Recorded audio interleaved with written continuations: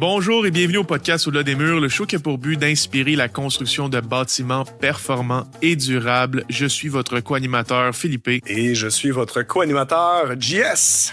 Alors aujourd'hui, on reçoit Benoît Lavigueur, pionnier et grand sage de l'éco-construction au Québec, issu de 4 générations d'agriculteurs, charpentiers de formation. Benoît aurait pu faire carrière dans la construction conventionnelle, mais dès 2005, bien avant que le bâtiment durable ne devienne une tendance, il choisit de bâtir autrement. Pendant 15 ans, il développe Belvédère, qu'il fait passer de 2 employés à l'équipe la plus expérimentée en éco-construction au Québec, recevant plus de 500 demandes par année pour n'en accepter qu'une cinquantaine. Ses projets, une maison LEED platine à Sainte-Martine, un chalet quasi-passive house carboneutre à Bolton-Est, les 2 oasis Eastman en cohabitation écologique pendant le COVID ont fait l'objet de dizaines d'articles et de reportages. Il a remporté 2 fois le prix Domus Constructeur de l'année décerné par l'APCHQ et a été le premier Canadien nommé Héros du climat par l'organisme français climatehero.org. Mais en 2020, il prend une décision marquante, transférer son entreprise à ses employés pour se consacrer à temps plein à la transmission de savoir sur le bâtiment durable.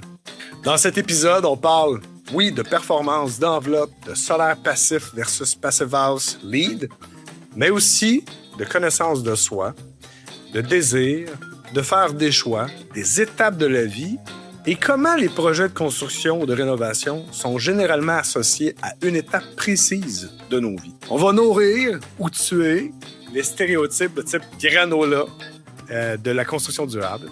On aborde la maintenance des bâtiments performants, les défis organisationnels, la cohabitation écologique et même cette phrase provocante qui est « le meilleur projet en construction écologique », eh bien, c'est celui qu'on ne fait pas. Un épisode à la fois entrepreneurial, technique, philosophique, mais surtout profondément humain. Alors, bienvenue au podcast, Benoît. Merci beaucoup de l'invitation. Donc, c'est un plaisir de collaborer à votre beau projet. Tu es issu de 4 générations d'agriculteurs. Est-ce que cette racine paysanne, c'est-à-dire bâtir, entretenir, vivre avec la terre, a façonné ta vision de la construction écologique avant même que tu aies posé ton premier mur? C'est sûr qu'il y a un lien. Donc, tu sais, puis le défi est toujours de le retrouver à travers le temps puis à travers toutes les aventures parce que ça remonte à il y a longtemps. Donc, oui, je suis la 5e génération donc de Lavigueur à avoir été élevé sur la ferme familiale. Je dirais que c'est beaucoup la notion de patrimoine et de savoir qu'il y avait d'autres personnes avant nous puis qu'il va y en avoir d'autres après nous. Fait que, tu sais, quand t'es capable d'expliquer aux gens, OK, ben voici ma famille, mon arrière-arrière-grand-père a habité là, puis là, c'est mon oncle qui habite dans la maison, puis c'était même l'ancien bureau de poste, tu sais. Après ça, mon arrière-grand-père a bâti cette maison-là, que mon grand-père a habité dedans, c'est ma cousine qui habite là maintenant, aussi. Fait que, tu sais, cette notion-là de, OK, il y a comme un respect aussi, parce que ça fait comme, tu sais, on n'hérite pas la terre de nos parents, nos grands-parents, on la doit à nos enfants, fait que cette notion-là, justement. Fait que la notion de patrimoine, la notion de durabilité, justement. Puis, tu sais, j'aimais toujours, avec l'expérience des années, tu sais, quand je regardais, mettons, la maison que mon arrière-grand-père a bâtie, comparativement, mettons, à ce qui se bâtissait dans les années 2000, tu fais comme, OK, ben, c'est sûr que quand, tu sais, lui, c'était la 2e, 3e génération, mettons, sur la Terre, puis là, tu bâtis de quoi pour, éventuellement, ta famille, ben, t'as une notion de durabilité. Fait que là, j'ai comme, OK, il y a des murs, tu sais, il y a des murs en briques, en pierre, toiture de tôle, tu sais, simplicité, tu sais. Fait que là, j'ai comme, OK, pourquoi il a fait ces choix-là? Ben, c'est parce qu'il voulait pas transférer des problèmes. Comparativement à ce qu'on bâtit beaucoup maintenant, c'est comme, ben, moi, je bâtis ça, puis dans 10 ans, ouais, je serai plus là. Fait que, tu sais, c'est pas grave qu'il y ait plein de lucarnes, qu'il y ait plein de détails. Si un jour ça coule, tu sais, c'est pas mon problème.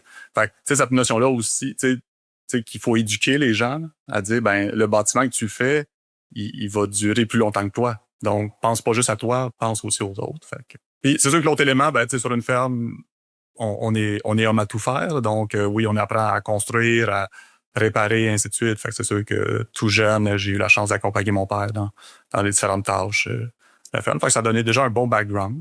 Mais c'est ça. Puis, tu sais, moi, à la fin du secondaire, tu sais, l'environnement était ma priorité. J'hésitais beaucoup. Tu sais, c'est comme est-ce que je m'en vais à l'agriculture, est-ce que je reprends la ferme, ainsi de suite. Est-ce que le bâtiment m'intéressait, l'hôtellerie aussi. c'est drôle, parce qu'on va revenir un peu plus tard, tu sais, que l'hôtellerie est revenue dans ma vie 15 ans plus tard. C'est ça, je m'alignais pas initialement dans le domaine du bâtiment comme une carrière. Puis t'es tombé dans le bâtiment comment? L'hôtellerie m'intéressait. C'était soit un cours à Montréal ou à Paris, dans le fond, tu sais, pour être maître d'hôtel. Suite à ceux qui ont écouté le film de Michael J. Fox des années 80, donc Le Concierge. Très bon film, mais ce film-là, moi, m'avait inspiré. Là, je commence, je sais pas. Puis dans le fond, tu sais, il y avait le DEP en charpenterie à Châteauguay. Donc moi, je suis à la Rive-Sud de Montréal. C'était à 20 minutes. Fait que pas besoin de déménager. Si. Et tout jeune, moi, je savais que je voulais me bâtir sur la terre. Fait que moi, initialement, je me suis inscrit au DEP, pas dans le but d'en faire une carrière, mais en me disant, je vais aller apprendre à construire une maison. Et pour ma maison personnelle, l'année que je perds à ne pas travailler, ben je vais sauver cet argent-là le jour où je vais construire ma maison. Mais mon but, c'était vraiment, c'est comme, je voulais un an de break, j'étais tanné de l'école. L'architecture, l'ingénierie m'intéressait aussi, mais j'étais comme, OK, là, j'ai besoin d'un break, là, je vais aller un peu sur le terrain, je vais aller voir la vie. Fait que c'est vraiment, c'est un concours de circonstances que, mais tu sais, c'était pas. Et c'est pendant cette année-là que, un moment donné, je vois une formation à Montréal sur la construction écologique donnée par Archibio. Donc, un organisme qui a été créé dans les années 70 par François Tanguay, Michel Bergeron, Claude Deguise, qui ont amené beaucoup là, les premières formations, le maison en ballot de paille, le côté plus grano, donc les débuts. Fait que je vois une formation là-dessus. Puis là, je suis comme, ah, OK. Parce que moi, dans ma tête, j'étais comme, je veux faire ma part pour la planète, mais le bâtiment m'intéresse, mais OK, il n'y a pas de lien entre les deux. T'sais. Parce que comme bâtiment écologique, ça n'existait pas. Puis le déclic, je me souviens encore de ce moment-là, c'était un cours, c'était un soir à l'UQAM. Puis cette formation-là, ça fait comme, oh, OK, là, il y a un monde de possibilités. Et là, je peux combiner mes deux passions. Puis à ce moment-là, quand j'ai compris que la moitié des problèmes de la planète viennent de l'habitation, en termes d'énergie, de déchets, d'eau, de ressources monétaires, j'ai comme, OK, si on veut faire notre part pour la planète, ben travaillons sur le plus gros enjeu. Super intéressant. On le voit au niveau de la ville. Là, si quelqu'un qui habite en ville, il ne voit pas cette pérennité du bâtiment. Tu achètes ta maison, tu la revends 3 ans plus tard. C'est plus la même mentalité, la même vision. Aussi, construire écologique, c'est construire local, utiliser les matériaux, les ressources qui ont autour de nous. En ville, tout est disponible en 15 minutes. Donc, c'est difficile d'avoir cette notion de durabilité. Moi, je suis brésilien, puis beaucoup de personnes me demandent c'est quoi la construction écologique au Brésil. Ben, par sa nature, ils font déjà de la construction un peu écologique, tout ce qui est rural, parce qu'ils utilisent ce qui sont autour d'eux, ils maximisent le plus possible, puis ils essayent de le construire le mieux qu'ils peuvent parce que c'est leur seule affaire, c'est leur seule habitation qu'ils vont avoir. Donc, c'est très intéressant. Puis je vois aussi, dans le fond, ton parcours, en tout cas, moi, je vais parler personnellement, moi, j'avais déjà beaucoup de mentors ou de personnes à influencer quand j'ai parti dans cette carrière de développement durable-là, mais toi, à tes débuts, ça a pris juste un cours, mais il y avait peut-être pas tant d'influence. Y a-tu d'autres affaires qui t'ont poussé à aller plus loin? Y a-tu d'autres mentors? Est-ce que tu regardais à l'extérieur, disons, du Québec? Parce que c'était vraiment à ses débuts, là. C'était pas un marché encore, là. C'était quasiment des folies ou des histoires, là, des mythes. C'était, c'est ça. Il y avait pas de marché, honnêtement. Donc, je suis devenu charpentier, j'ai travaillé sur les chantiers, fait que ça m'a permis de voir un peu l'impact réel. Puis ça m'a beaucoup aidé dans ma carrière, puis j'encourage beaucoup les gens qui s'intéressent au domaine du bâtiment écologique de apprenez à construire, apprenez à rénover, construire premièrement, et après ça, vous pourrez intégrer les autres éléments. Mais moi, mes 4 années comme charpentier avant de devenir entrepreneur ont été super bénéfiques parce que j'ai pu voir justement plein de types. Fait que oui, de voir la réalité du chantier, de voir des fois le manque de rigueur ou en tout cas les améliorations. Des fois, il y a plein de questions qu'on se pose pas. Puis moi, c'est sûr qu'à ce moment-là, j'étais passionné. Fait que j'allais chercher des livres, j'allais chercher de l'info, puis je challengeais plein de choses. Puis je voyais bien que j'avais pas tant d'écoute à ce moment-là. Puis on recule dans les années 2000. Je veux dire, pour être le grano de la construction, ça prenait pas grand-chose. Là. Je veux dire, t'avais des sandwichs au pain brun puis des pommes dans ton lunch et voilà, t'étais rendu le grano. Là, donc, fait que c'est sûr qu'à un moment donné, il y avait comme une dissonance qui se faisait avec mes collègues que je me sentais moi à ma place ou en tout cas pas. Puis là, je commence à rencontrer un peu plus de personnes. Fait que oui, Archibio au départ, après ça, Écohabitation, de rencontrer justement des gens qui font des projets. Ça a été vraiment intéressant. C'est sûr que moi, un des premiers mentors, mettons, François Tanguay, je sais pas s'il est encore actif ou il est retraité maintenant. Il a fini comme directeur de l'énergie, en tout cas. Mais c'est drôle parce qu'il a un parcours semblable au mien. C'est un architecte de formation, mais il a écrit des livres dans les années 80. Donc, tu sais, là, on remonte dans les premiers livres comme ça. Et puis, mais il a fait des chantiers, il a fait de l'autoconstruction, de l'accompagnement à l'autoconstruction, de l'expérimentation. Il a travaillé sur un projet avec Jacques Enguerrand à Lac-Brome. Donc, c'est drôle parce que j'habite juste à côté maintenant. Donc, c'est ça. Fait, il a fait de l'expérimentation, quoi que ce soit. Puis après ça, ben, il est devenu un peu plus politique, dans le fond, impliqué avec Greenpeace, avec la Régie d'énergie, puis un peu plus consultant, tu sais, fait que cette notion-là. Mais fait quoi, c'est vraiment une des belles inspirations. Michel Bergeron, qui est un des pères du bâtiment en ballot de paille. Parce que moi, c'est ça. Tu sais, la conférence que j'avais été, c'était justement sur la construction en ballot de paille. Puis ce qui m'avait vraiment passionné, c'est que t'es fils d'agriculteur. Nous, on faisait du foin et de la paille. Fait que moi, j'ai passé mes étés là, à charrier des petites baies, dans le fond. Puis là, je me disais, hey, c'est donc bien cool, si on pourrait produire notre isolant pour notre maison.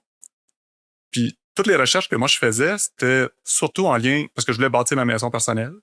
Donc, je pensais à ma famille, je pensais. Fait que de 2000 à 2005, ça a été comme beaucoup de recherches. OK, ça serait quoi ma maison idéale, ça serait quoi les meilleures choses, et ainsi de suite. Et plus j'avançais, plus je me rendais compte, c'est comme, attends, mais ça, c'est génial, puis ouais, mais je peux pas garder ça juste pour moi. Finalement, il y a pas juste moi. Je découvrais tellement un monde de possibilités qui était pas discuté, ouvert, partagé dans le domaine du bâtiment, que je me disais, ben, c'est égoïste, là. C'est comme, je veux pas juste que ma famille ait une maison saine. Je veux qu'il y ait le plus de maisons saines possible, puis je veux des scies, puis je veux des matériaux durables, dans le fond. Fait que c'est ce qui a motivé, justement, à développer. Moi, là, j'ai envie qu'on aille dans le mythe du mangeur de granola, là, puis de tout ça, là, mangeur de chanvre, là. À la base, t'étais-tu un granola? Parce que là, tu parlais de pain brun puis de pommes, là. Tu sais, aujourd'hui, on s'entend que c'est commun, là, mais en 2000, c'était un peu plus différent. Je sais même pas si la bouffe bio, c'était encore la mode, là. Tu sais, des galettes au riz soufflé, là, qui goûtent à rien, là. Non, je me considère pas comme un grano. Tu sais, mettons, dans le mot écologique, moi, il y a le mot logique que j'aime beaucoup. Tu sais, c'est comme, qu'est-ce qui est logique, tu sais, finalement? C'est quoi le gros bon sens? Puis, c'est parce que j'ai plein d'amis très grano, plus spirituels, ainsi de suite, comme j'ai plein d'amis ingénieurs qui le sont moins ou différemment. Puis tu sais, moi, j'aime me promener, puis c'est ce qui m'a beaucoup aidé dans ma carrière. Tu sais, j'ai jamais voulu devenir un super spécialiste. J'ai toujours voulu devenir le meilleur généraliste possible au Québec. Puis moi, ce que j'aime, tu sais, quand j'accompagne des gens maintenant, tu sais, je veux dire, on peut parler des besoins, des désirs, des finances, de coupe de mur, de système de chauffage. De qu'est-ce que je veux, de différence de perception dans le couple. T'sais, j'ai plein de clients, je veux dire, qui versent des larmes pendant les rencontres parce que, OK, on fait des deuils, on fait des compromis, on fait, tu sais. Fait que, de dire, hey, pendant la même rencontre, là, je veux dire, on verse des larmes et on parle de coupe de mur et de scène de chauffage, là, tu sais. Mais c'est ce que j'aime, justement, toucher à tout. Fait que non, je me considère pas comme grano. Je me considère comme quelqu'un qui, tu sais, je vais inspirer le changement. Puis moi, je me dis toujours, OK, qu'est-ce qui est logique de faire et qu'est-ce que un Québécois moyen pourrait faire? T'sais, dans mon sens, mon but n'est pas de dire, OK, voici l'extrême, même si j'ai fait quelque chose d'extrême dans ma vie, mais c'est de dire, OK, ça serait quoi? Qu'est-ce qui serait logique qu'est-ce qui est soutenable? Qu'est-ce qui est écologique, mais à long terme, puis logique de faire? Est-ce qu'on doit nourrir le concept granola? On peut carrément le tuer en faisant que la construction durable, ça n'a rien à voir avec granola. Tu peux être granola ou pas, puis faire du durable, dans le fond. Là. Ah, effectivement, il n'y a pas de... Puis moi, ça a été un de mes grands débats, puis motivation au départ, parce que mon but n'a jamais été de devenir entrepreneur. Moi, ce qui me passionnait surtout, c'était l'accompagnement des gens. Justement, j'aime aider les gens à réaliser leur rêve. Ça, c'est ma mission principale. Donner des formations, éduquer. Et puis, j'ai commencé à le faire en 2005. Puis c'est vrai parce qu'à ce moment-là, il y a vraiment une étape de transition que avant 2005, c'était que des autoconstructeurs qui faisaient du bâtiment écologique. Puis les cours étaient tous donnés sur comment faire sa maison en ballot de paille, comment faire sa maison comme ça. Puis là, tranquillement, l'information, on avait de plus en plus d'enseignants, de fonctionnaires, de gens qui sont comme, OK, ben moi, j'ai une maison écologique, là, mais je veux pas ou je peux pas prendre 1 an ou 2 ans de congé pour la bâtir. Fait, qui en fait? Puis à ce moment-là, la réponse était comme, ben, personne. Vous devez la faire vous-même. Puis tu sais, avec le recul, je me suis dit, j'imagine Steve Jobs qui présente le nouveau iPhone, qui disait, voici tout ce que vous pouvez faire avec l'iPhone, c'est vraiment génial, voici les possibilités, les photos, blablabla. Vous n'avez qu'à commander 92 pièces, un fer à souder, voici les étapes pour le faire, ainsi de suite. Puis quand on connaît l'histoire, il y a Steve Wozniak qui était plus justement le geek, c'était comme non, mais il dit, ben, c'est quoi? Non, le plaisir, c'est pas de l'acheter, le plaisir, c'est de le faire, tu sais. Mais lui, son fun. Puis Steve était comme, ben non, tu sais, les gens, c'est pas tout le monde qui est comme toi qui veulent le faire, tu sais. Mais tu sais, il n'aurait pas vendu des millions s'il avait fallu le faire soi-même. T'sais. Fait que là, je me dis, OK, ben, si on veut, tu sais, moi, l'objectif, c'était comment je peux démocratiser, rendre accessible l'habitation écologique. Ben, des autoconstructeurs, je veux dire, ça va toujours rester une minorité, là, tu sais. On peut pas, la solution peut pas être, faut que tu le fasses toi-même. Tu sais. Puis je veux dire, il y a de la place pour les autoconstructeurs, mais on voulait, dans le fond. Fait que c'est pour ça qu'en 2005, tu sais, dans le fond, j'ai voulu fonder justement la première entreprise spécialisée en bâtiment écologique. Ça, c'était quand même un choix audacieux à ce moment-là parce que je voyais des entreprises qui en faisaient. Tu sais, comme, ben, tu sais, je travaille dans telle région, puis, tu sais, chouette de faire ça, mais dans le fond, aussi, les gens le demandent. Mais, tu sais, là, j'étais comme, ouais, mais tu sais, c'est pas en faisant une par année qu'on va développer une expertise. Tu sais, au bout de 20 ans, j'aurais fait 20 maisons écologiques, alors que là, aujourd'hui, j'en ai fait 200, tu sais. Mais c'est sûr que ça l'a obligé à couvrir un grand territoire. Ça a été, comme je dirais, le plus gros sacrifice et compromis dans ma vie de me promener un peu partout au Québec pour faire que du bâtiment écologique. C'est rendu jusqu'à où? Le plus loin qu'on était, c'est Havre-Saint-Pierre. Je pense pas qu'il y a plus loin à l'est. Fait que le plus loin, t'es allé au bout. OK, t'es-tu allé au Nunavut? Ben, moi, j'ai travaillé comme charpentier. Donc, ma dernière job avant de devenir entrepreneur, j'ai travaillé 3 mois dans les villages inuits, donc dans le Nunavik au Québec, là, Coudjouac, Salouit, et puis... fait que non, ça a été intéressant de voir une autre réalité. Puis c'était drôle parce que à ce moment-là, tu vois, c'était en 2003, 2004. J'ai été faire un stage de coopération internationale au Sénégal, en Afrique. Donc, j'ai été enseigner l'ébénisterie à des jeunes Sénégalais pour qu'ils puissent se trouver un métier. Fait que j'ai eu la chance, dans le fond, dans la même année, de passer janvier-février au Sénégal et le mois d'août, septembre, octobre au Nunavik. Donc, j'ai passé l'été au chaud puis l'hiver au frais. Mais c'était le fun de faire comme, OK, là, tu vois les deux extrêmes. Je veux dire, au Sénégal, la température descend pas en bas de 20 degrés. Fait que, tu sais, ça t'amène aussi à comprendre, OK, pourquoi, tu sais, la protection du gel, c'est comme, c'est même pas écrit, là, c'est même pas, tu sais, on l'enseigne pas et tout. L'étanchéité, c'est pas important, on chauffe pas, tu sais. Fait que là, la sonde masse thermique est plus importante, puis, tu sais, puis même les techniques de construction, tu sais, c'est comme, tu vois, les quartiers de Maisonneuve au Sénégal, c'est toutes des maisons en bloc qui montent tranquillement, mais vu qu'ils ont pas accès à l'hypothèque, ben, au fond, ils avancent avec l'argent qu'ils ont. Puis vu que c'est en bloc de béton, ben, ça pourrit pas. Fait que même si son chantier prend 6 ans, fait que c'est vraiment drôle de voir les quartiers de Maisonneuve, que tu sais, t'as même des arbres qui poussent dans les maisons tellement que ça prend du temps. T'sais. Parce qu'ils payent au fur et à mesure les matériaux. Ouais, carrément. C'est comme, OK, on a tant d'argent, on le met sur la maison, puis hop, ça l'avance. T'sais. Et puis, tu sais, de le vivre après ça au Nunavik, que là, tu sais, t'es le plus chaud. Tu sais, mettons, j'ai été à Salouit, là, le village le plus haut au Québec. Le plus chaud qu'il fait en été, c'est 20 degrés. Là. Fait que là, t'as l'autre extrême, là, de... On parle pas de canicule, mais là, la gestion du froid, ainsi de suite.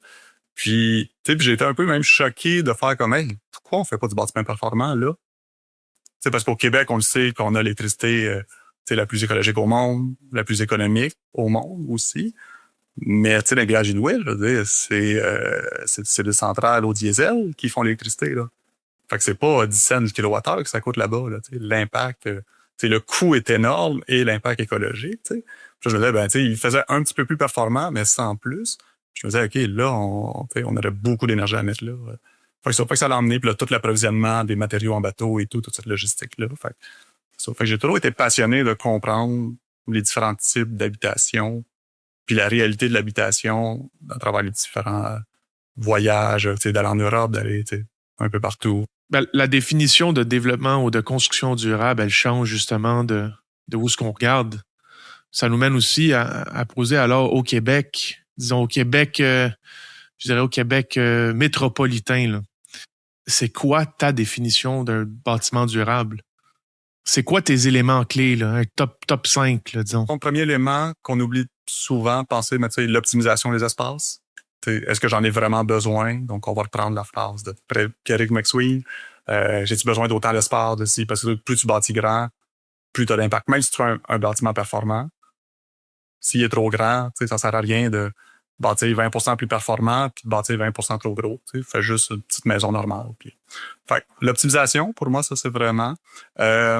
Après ça, le côté évolutif, ça, c'est un nouveau détail, je dirais, dans ma vie, de mieux comprendre ça. À force de suivre les bâtiments, de suivre, tu sais, depuis 20 ans, j'ai la chance de suivre des familles, des couples que j'ai accompagnés, puis de voir les différentes étapes, puis à quel point, des fois, qu'un bâtiment, hey, tu le fais pour tel besoin, mais les besoins changent vite aussi. Puis de réaliser à quel point il y a des pieds carrés qui servent rapidement plus parce que les enfants sont déjà partis de la maison ou on pensait faire ci, finalement on le fait pas. Puis, fait que d'avoir un bâtiment qui est flexible, que comment on peut l'utiliser. J'ai fait un projet ici en 2023, ma nouvelle maison à Sainte-Martine. Puis tu vois, 2025, on a déjà modifié, on a fait des grosses rénovations et des changements pour optimiser l'espace, pour passer d'un duplex à un triplex. Fait que j'ai comme, malgré mon expérience et mon désir d'optimiser, de planifier, 2 ans plus tard, on modifie déjà le bâtiment pour d'autres réalités. Fait que ça, c'est des choses. Fait que, mettons, ça, c'est les deux numéro 1 et numéro 2. Après ça, c'est sûr que durabilité, l'efficacité énergétique par la suite. Donc, surtout au Québec, vu que l'énergie n'est pas l'enjeu principal, comparativement à d'autres endroits sur la planète, là. Fait que oui, c'est important de la sauver, parce que c'est pas parce qu'on en a beaucoup qu'on peut la gaspiller. Mais, on a un climat qui est super rude, on a beaucoup d'intempéries, et ainsi de suite. Fait que, de construire d'une façon durable, de concevoir d'une façon durable, de construire d'une façon durable aussi. Puis, mettons, l'autre élément pour moi, ça serait la maison saine, donc la santé. L'impact, justement, j'ai commencé à donner des formations spécifiquement sur la santé et la maison saine, puis comprendre les impacts qu'un bâtiment peut avoir. L'alimentation, c'est encore plus important, mais le lieu dans lequel tu vis a énormément d'importance. Puis il y a des coûts sociaux énormes d'avoir des bâtiments mal entretenus ou en tout cas mal ventilés. Allons là-dedans directement, là, parce que ça fait plusieurs fois qu'on en parle dernièrement. J'ai reçu aussi des clients qui m'envoient des photos de moisissures qu'ils trouvent pendant la construction, là, que ça se forme. Là. Au moment qu'on enregistre en ce moment, on est à fin février, fait que il fait encore froid. Et donc, la condensation arrive. Et on dirait que quand on parle de maison saine, bâtiment sain, c'est comme le nouveau granola. Tu sais, comme mettons, tu parlais là, il y a 20 ans, de construire des maisons en paille, ça fait que regarde, là, qui c'est qui va aller se faire des Ram Earth en paille là, dans un quartier, je sais pas, de Blainville, là.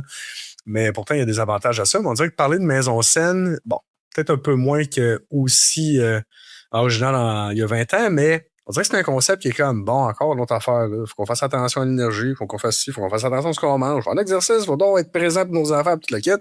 Là, en plus, faut que ma maison soit saine. Hey, c'est pas le temps. Mais c'est tellement un facteur influent dans notre santé, donc dans notre bien-être, donc dans la façon qu'on perçoit la vie. De ton expérience, parce que tu touches à beaucoup de gens, là, est-ce que les gens sont beaucoup, moyennement allumés sur l'aspect sain que le bâtiment durable rapporte, ou c'est juste un « Ah, ben tant mieux si j'ai ça ». Non, je le vois effectivement, c'est comme une nouvelle tendance. On dirait que l'efficacité énergétique a été bien traitée depuis une quinzaine d'années, donc il y a eu beaucoup d'exemples aussi, puis je dirais qu'on arrive à un certain niveau de connaissance. Je dis pas que j'ai plus rien à apprendre en termes d'efficacité énergétique, mais c'est comme, on a joué dans différentes sphères, on a essayé des extrêmes, on a dit, OK, voici ce qui est logique de faire, en fond. Puis c'est pas l'enjeu principal au Québec, t'sais. On a l'électricité, on a l'énergie, après ça, c'est juste de bien gérer l'énergie. Ça, c'est un autre enjeu, là, justement, les points et tout, qu'on pourrait discuter. Mais la santé, effectivement, déjà l'alimentation a pris beaucoup d'impact.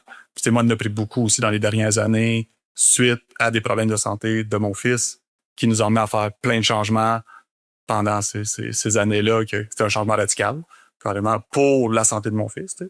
Fait que c'est sûr que moi, c'est sûr que de baigner plus dans cette communauté-là, le projet des Oasis Eastman en collaboration avec le Spa Eastman, qui est un laboratoire. Il est connu pour le spa, mais je veux dire, c'est un laboratoire de recherche depuis 45 ans. Même 50, je pense qu'il fête les 50 en tout cas, sur la santé, sur comment on peut prévenir, comment on peut être en prévention, justement, au lieu d'être en réaction. Puis, j'ai fait des projets, j'ai essayé de voir comment est-ce qu'on peut enseigner justement l'impact. OK, le bâtiment sain, ça serait quoi l'impact sur la société québécoise si on faisait des maisons plus saines? Puis j'étais dans un groupe avec un groupe de recherche qui était comme moi, mais ben non, c'est quoi le lien, la maison saine puis le réseau de la santé, c'est comme... On a toujours l'impression, c'est comme, à part le bâtiment qui tombe dessus, un bâtiment. Puis, j'avais quelqu'un là-dedans qui était comme haut placé, puis comme, non, mais Benoît, trouve-moi des stats, trouve-moi de l'info, puis s'il faut asseoir la RDQ, puis le ministre de la Santé, ben, on va le faire, Mais emmène-moi de la data, emmène-moi, dans le fond. Puis ce qu'on se rend compte, c'est qu'il y a peu de data parce que le problème qu'on pourrait dire de relier la santé au bâtiment, c'est qu'il y a plein d'impacts sur la santé, mais rien à court terme. Mettons par exemple le radon. Le radon, on en parle de plus en plus là, depuis quelques années, mais la Colombie-Britannique, depuis 2014, que c'est dans le code de mettre le système d'évacuation du radon. C'est obligatoire, 2014. Au Québec, ça s'en vient dans le prochain code. On est la dernière province que c'est pas obligatoire. Le radon, on disait depuis longtemps que ça représentait à peu près 400 décès reliés au cancer du poumon par année. Les nouvelles études montrent que c'est peut-être à peu près plus 1000 selon la Société pulmonaire du Québec. Si on compare avec les accidents de la route, est-ce que vous avez une idée? Les accidents de la route font combien de décès par année? Aucune idée. Pourtant, on en parle beaucoup plus. Fait qu'il doit en avoir plus que le radon. Hein? Non, il y en a sûrement moins. Hein. Ça doit être comme 50. Il y a environ 250 décès par année sur les routes du Québec. Donc, le radon tue 4 fois plus, mais on n'a jamais fait le front page du Journal de Montréal avec ça. Mais comment on sait que c'est le radon qui a donné le cancer à ces gens-là? Comment on fait pour attribuer « Ah oui, ça, ton cancer, il est dû au radon ». Ben, c'est là le défi, c'est que le bâtiment va toujours emmener des problèmes dégénératifs à long terme. C'est pour ça que le radon, ça fait longtemps qu'on en parle, mais OK, comment arriver à cibler?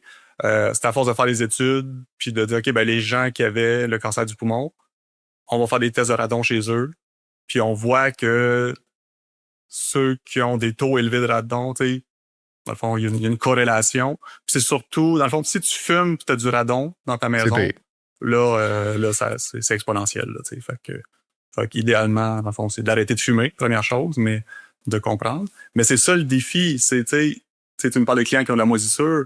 J'ai des champignons dans mon habitation, j'ai ici. OK, ça a-tu un lien avec l'asthme de mon fils ou de telle chose? C'est jamais direct, quoi que ce soit, parce que c'est rare que ça va se faire comme du jour au lendemain. C'est quelque chose qui va se bâtir à travers le temps et qui va prendre un certain temps. Mais où est-ce que c'est encore plus important, c'est que les maladies dégénératives sont les plus longues à se créer, mais sont les plus longues à guérir aussi. Parce que quelque chose qui prend 5-10 ans à se faire va être peut-être aussi long à redéfaire, comparativement à quelque chose de hey, je me coupe un doigt, ben OK, ça guérit plus rapidement, là, mettons. Là, fait que... Une affaire que tu as mentionnée, là, vraiment, c'est au niveau de quand je te demandais ton degré d'importance, c'est la performance énergétique qui n'est peut-être pas aussi performante au Québec ou pas performante, mais importante au Québec. C'est sûr que, dans ce podcast-ci, on aime débattre cette question-là. On aime bien le Passivhaus en termes de sciences du bâtiment. C'est le meilleur bâtiment qu'on peut construire. Mais tu as déjà parlé ou remis en question, disons, l'hyper-performance. D'après toi, c'est quoi? C'est où que ça s'arrête? C'est où qu'on doit arrêter, disons, la performance? C'est où que tu dis, là, ça, c'est trop? Effectivement, parce que j'ai été, quand j'ai fait mon projet de chalet modèle à Bolton Hills, donc avec la certification Passivhaus, qui avec le recul, je dirais le TEPA game qui m'a coûté le plus cher dans ma vie, mais bon, je pourrais vous raconter l'histoire. Pour avoir baigné, puis avoir été comme un porte-parole, entre guillemets, de l'hyper-performance au Québec, c'est sûr qu'avec le recul, pour moi, il y a 2 enjeux importants. C'est les projets, mettons, qu'on construisait avec l'entreprise de construction, ben on visait le gros bon sens. Mettons, une maison moyenne va coûter peut-être 1500 $ de chauffage par année. De descendre ça à 500 par année, ça se fait bien. C'est un défi, mais ça se fait bien. Puis c'est logique financièrement, parce que tu viens sauver 1000 $. Après ça, d'aller dans le Passivhaus. C'est sûr que moi, j'ai fait la certification allemande, qui est encore plus complexe, en tout cas rigoureuse. De descendre à 100 $ pour passer de 1500 à 500, ça demande peut-être un investissement de 3 4 supplémentaire, puis c'est rentable avec l'économie parce que tu sauves 1000 $ par année. T'sais. Mais là, après ça, de passer de 500 à 100, l'effort est 10 fois plus grand que le premier défi au départ, là, dans le fond, comme ça. Fait que c'est sûr que, faut juste s'entendre quand on dit hyper-performance. Peut-être que ce que je considère comme une maison performante, pour certains, c'est hyper-performant, mais d'aller dans le Passivhaus, c'est ça. Moi, c'est sûr que la norme allemande, je l'ai trouvée complètement illogique au Québec, là, dans le fond. Autant d'un point de vue administratif, le temps qu'on a passé à remplir des documents Excel, ainsi de suite, puis dans le fond, tout ça, les défis des d'avoir de l'aide, des ressources, en tout cas, tu sais, c'est ça. Pour moi, c'est un gros regret d'avoir fait cette certification-là, parce qu'à la fin, je considère que mon temps et mon argent n'ont pas été investis à la bonne place. Tu sais. C'était pas logique financièrement, ça c'est sûr. Les dernières mesures qu'on faisait, elles se rentabilisaient sur 250 ans, peut-être. Là. Fait que, mais mon temps aussi, tu sais, puis c'est sûr que moi, il y a une journée spécifique dans ma vie que il y a comme une claque d'en face. Là. J'ai une rencontre, je suis accompagné par les ingénieurs des cohabitations. On est rendu à la fin, là, tu sais. Fait que je connaissais le passé-vase, il faut être en bas de 15 kWh.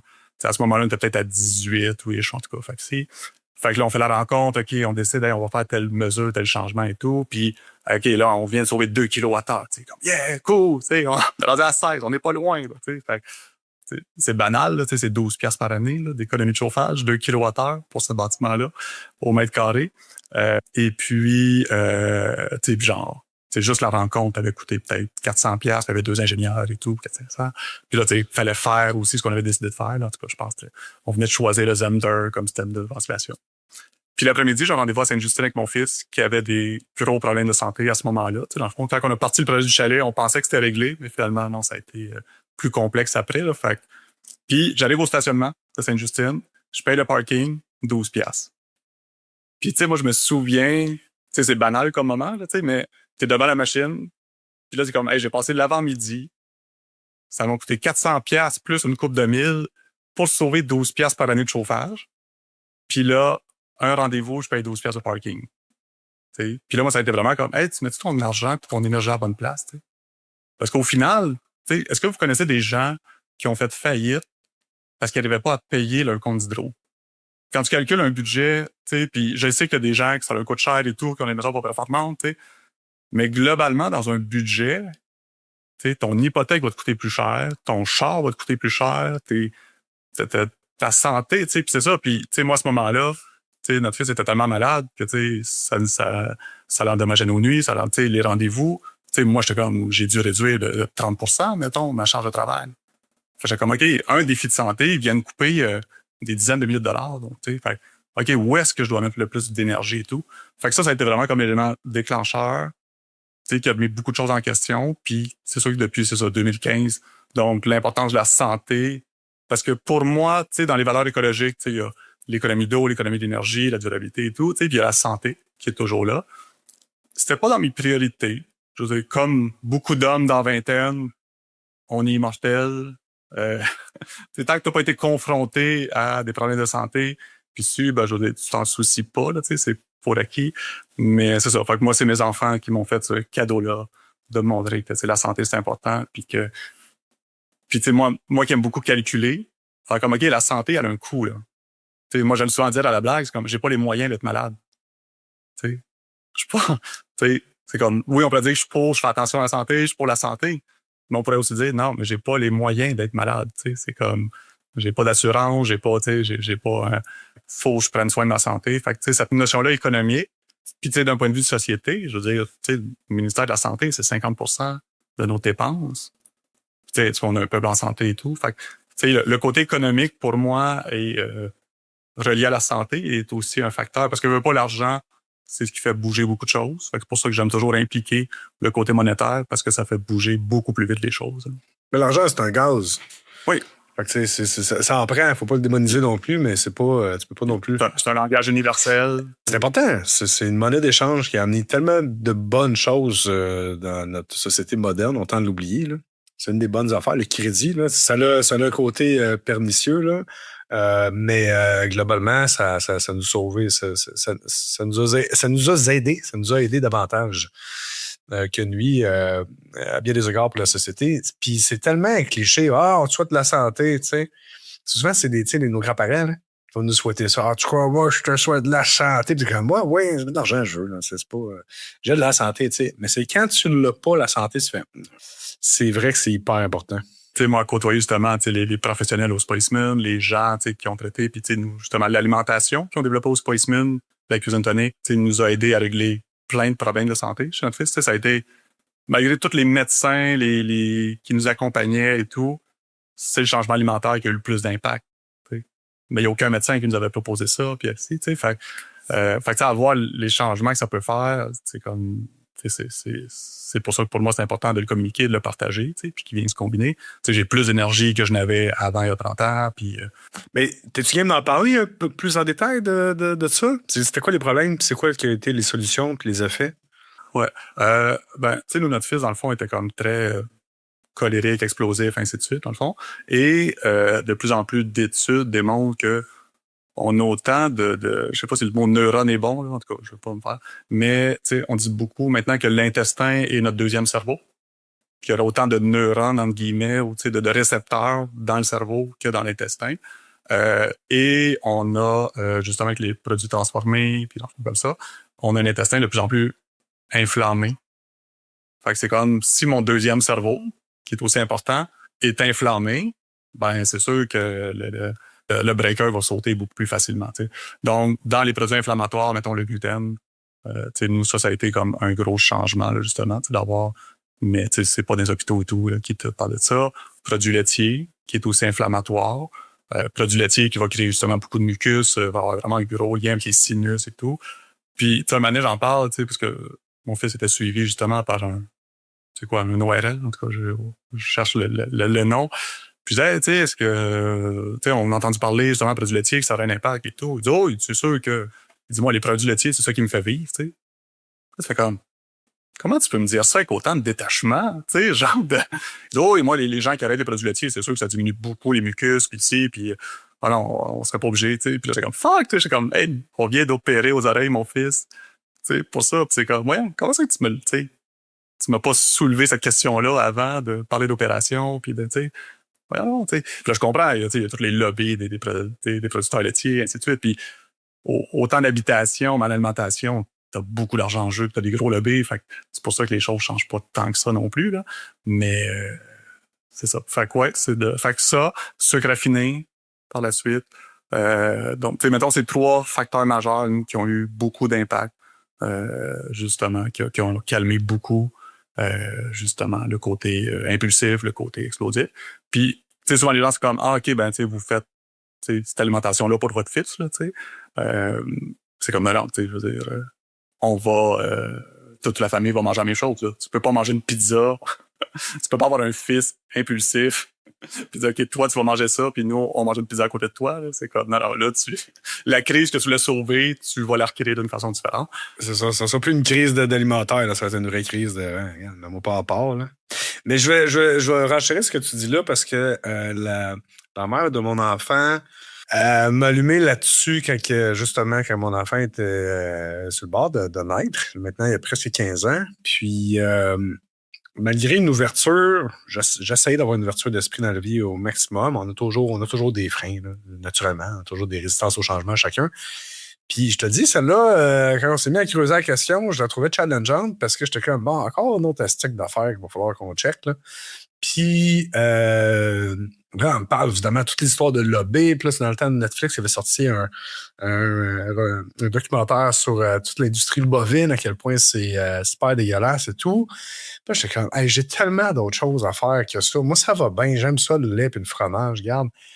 Puis, mais j'ai fait, OK, on va le faire tant qu'il est nourri de la même façon. Puis là, tu sais, on a l'association de ça prend le calcium. Parce que, tu sais, on a été grandi de ça te prend du bon lait pour tes bons os blancs. Mais quand tu commences à creuser un peu plus dans la fiche, pas technique, mais alimentaire, dans la spec sheet, en fait, de qu'est-ce que tu manges, puis tu bois, puis là, tu compares avec d'autres affaires, puis tu commences à regarder tes macronutriments, des micronutriments, tu fais comme, ben, il n'y en a pas tant que ça de calcium, puis je pense qu'il y a d'autres à vitamine D en plus, le lait. Puis le calcium, mettons, dans le lait, puis est mal assimilé aussi par le corps, comparativement à d'autres types de calcium aussi. Puis, tu sais, on parle beaucoup les os, ainsi de suite. Puis, tu sais, en Asie, qui prennent pratiquement pas de produits laitiers, tu sais, ils n'ont pas de problème d'ostéoporose, ils ont pas, tu sais, les problèmes d'os ici qu'on a, eux, ils les ont pas, puis ils prennent pas, tu sais, fait. Mais c'est ça, comme le culte de la viande pour les protéines et tout. Tu sais, puis je suis pas végétarien, là, dans le fond, mais tu sais, on n'a pas. La viande n'est pas la seule source de protéines, c'est pas la meilleure façon, mais tu sais, c'est là quand tu creuses, tu te rends compte, OK, ça vient d'une étude ou tu sais, d'Ouest. Puis c'est normal, ça prend ça. Encore une fois, c'est notre économie. Mais ça se peut que la plupart des gens qui entendent ça vont faire pas de problème de Mickers, etc. Mais tu sais, moi, je chante depuis une quinzaine d'années. En tout cas, j'essaie du mieux que je peux. Puis effectivement, c'est un des trucs très, très reconnus dans ceux qui chantent plus sérieusement que avant un spectacle de chant, tu ne prends pas de produits laitiers. Parce que tu vas avoir trop de Mickers, puis quand tu chantes, tu es toujours en train de... tu peux pas le faire. Et c'est pas une source, ça, c'est entendu dans la communauté. Puis effectivement, l'histoire de c'est intéressant. les neurones dans le cerveau, j'espère qu'on en a un peu, mais dans l'estomac, effectivement, j'ai lu plusieurs articles là-dessus, puis en fait, ça fait juste son sens, parce qu'originalement, c'est ton estomac, en fait, qui est ton moteur de rester en vie, puis tu sais, la vie veut rester en vie, puis veut procréer. Fait qu'avant de pouvoir réfléchir, il faut être capable de manger. Fait qu'il y aurait à peu près autant de neurones, apparemment, étalés entre notre cerveau puis notre estomac qu'il y en aurait dans notre cerveau.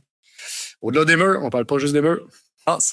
Puis c'est ça. C'est que tout est relié. Puis tu sais, moi, ce que j'aime, justement, des gens que j'accompagne, c'est que leur projet de réno, de construction est toujours une transition de vie.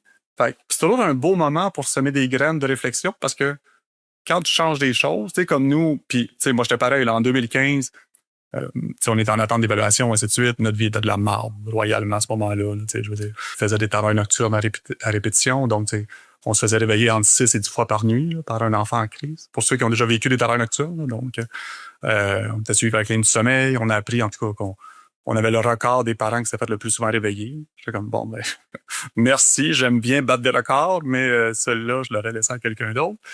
Puis justement, quand on voit de l'alimentation, j'étais comme, ben, à nous, notre vie est de la merde. Fait que ce que tu me proposes comme solution à ce moment-là, parce que pour moi, l'alimentation, jusqu'en 2015, c'était je mets de l'essence dans mon véhicule pour continuer d'avancer.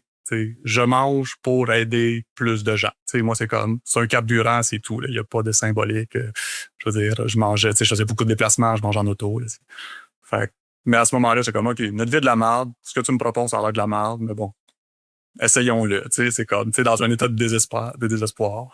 Fait que, puis on était vraiment surpris par, en quelques jours, on a vu les changements. Puis nous-mêmes, on n'était pas si convaincus que ça. Là, fait que c'était vraiment 2 semaines plus tard, à la garderie, que l'éducatrice avait comme, avez-vous changé quelque chose? Parce que je le reconnais plus. C'est comme, voyons, il est vieux.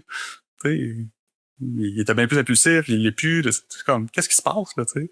Puis nous, on n'avait pas parlé, parce que déjà qu'on avait la maison écologique de Sainte-Martine, on disait, bon, on veut pas être, OK, hey, voulez-vous changer telle affaire? Puis tant que t'as pas de papier, ils font pas de changement.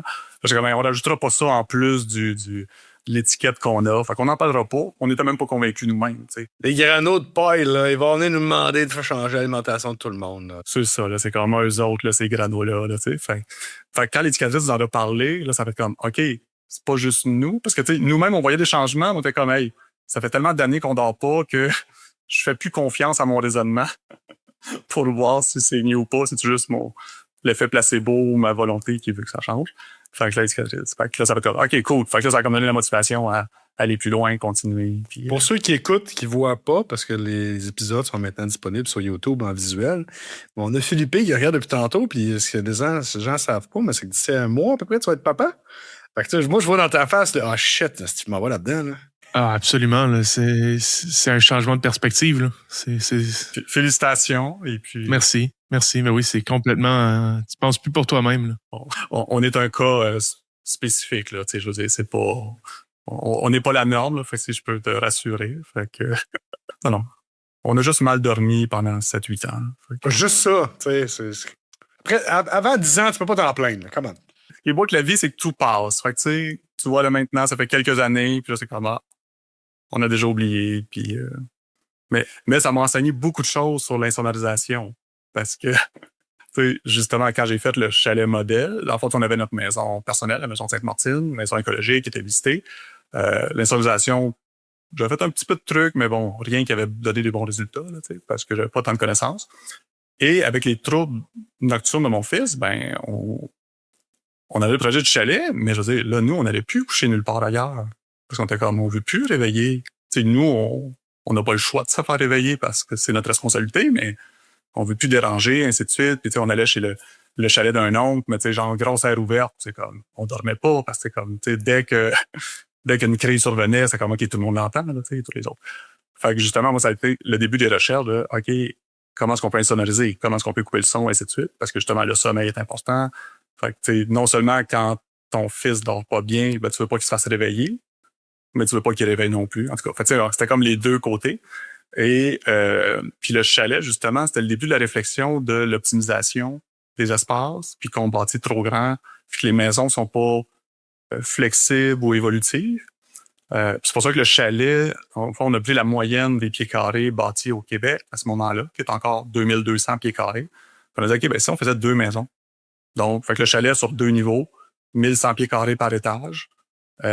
Chaque étage était comme un 5,5. 3 chambres à coucher, une cuisine, salon, salle à manger, salle de bain, dans le fond. Et là, on a commencé à travailler l'insonorisation parce qu'on dit, OK, ben on va être capable d'inviter du monde au chalet, mais on veut pas avoir le stress de, OK, est-ce que notre fils va être réveillé, puis tout ça. Fait que c'est là que moi, j'ai commencé les recherches. OK, comment on peut faire pour insonoriser, puis ici. Fait que ça a été vraiment le début qui s'est poursuivi à travers les années, là, tu sais, mais c'est là que j'ai découvert que l'insonorisation est un défi encore plus grand que l'efficacité énergétique.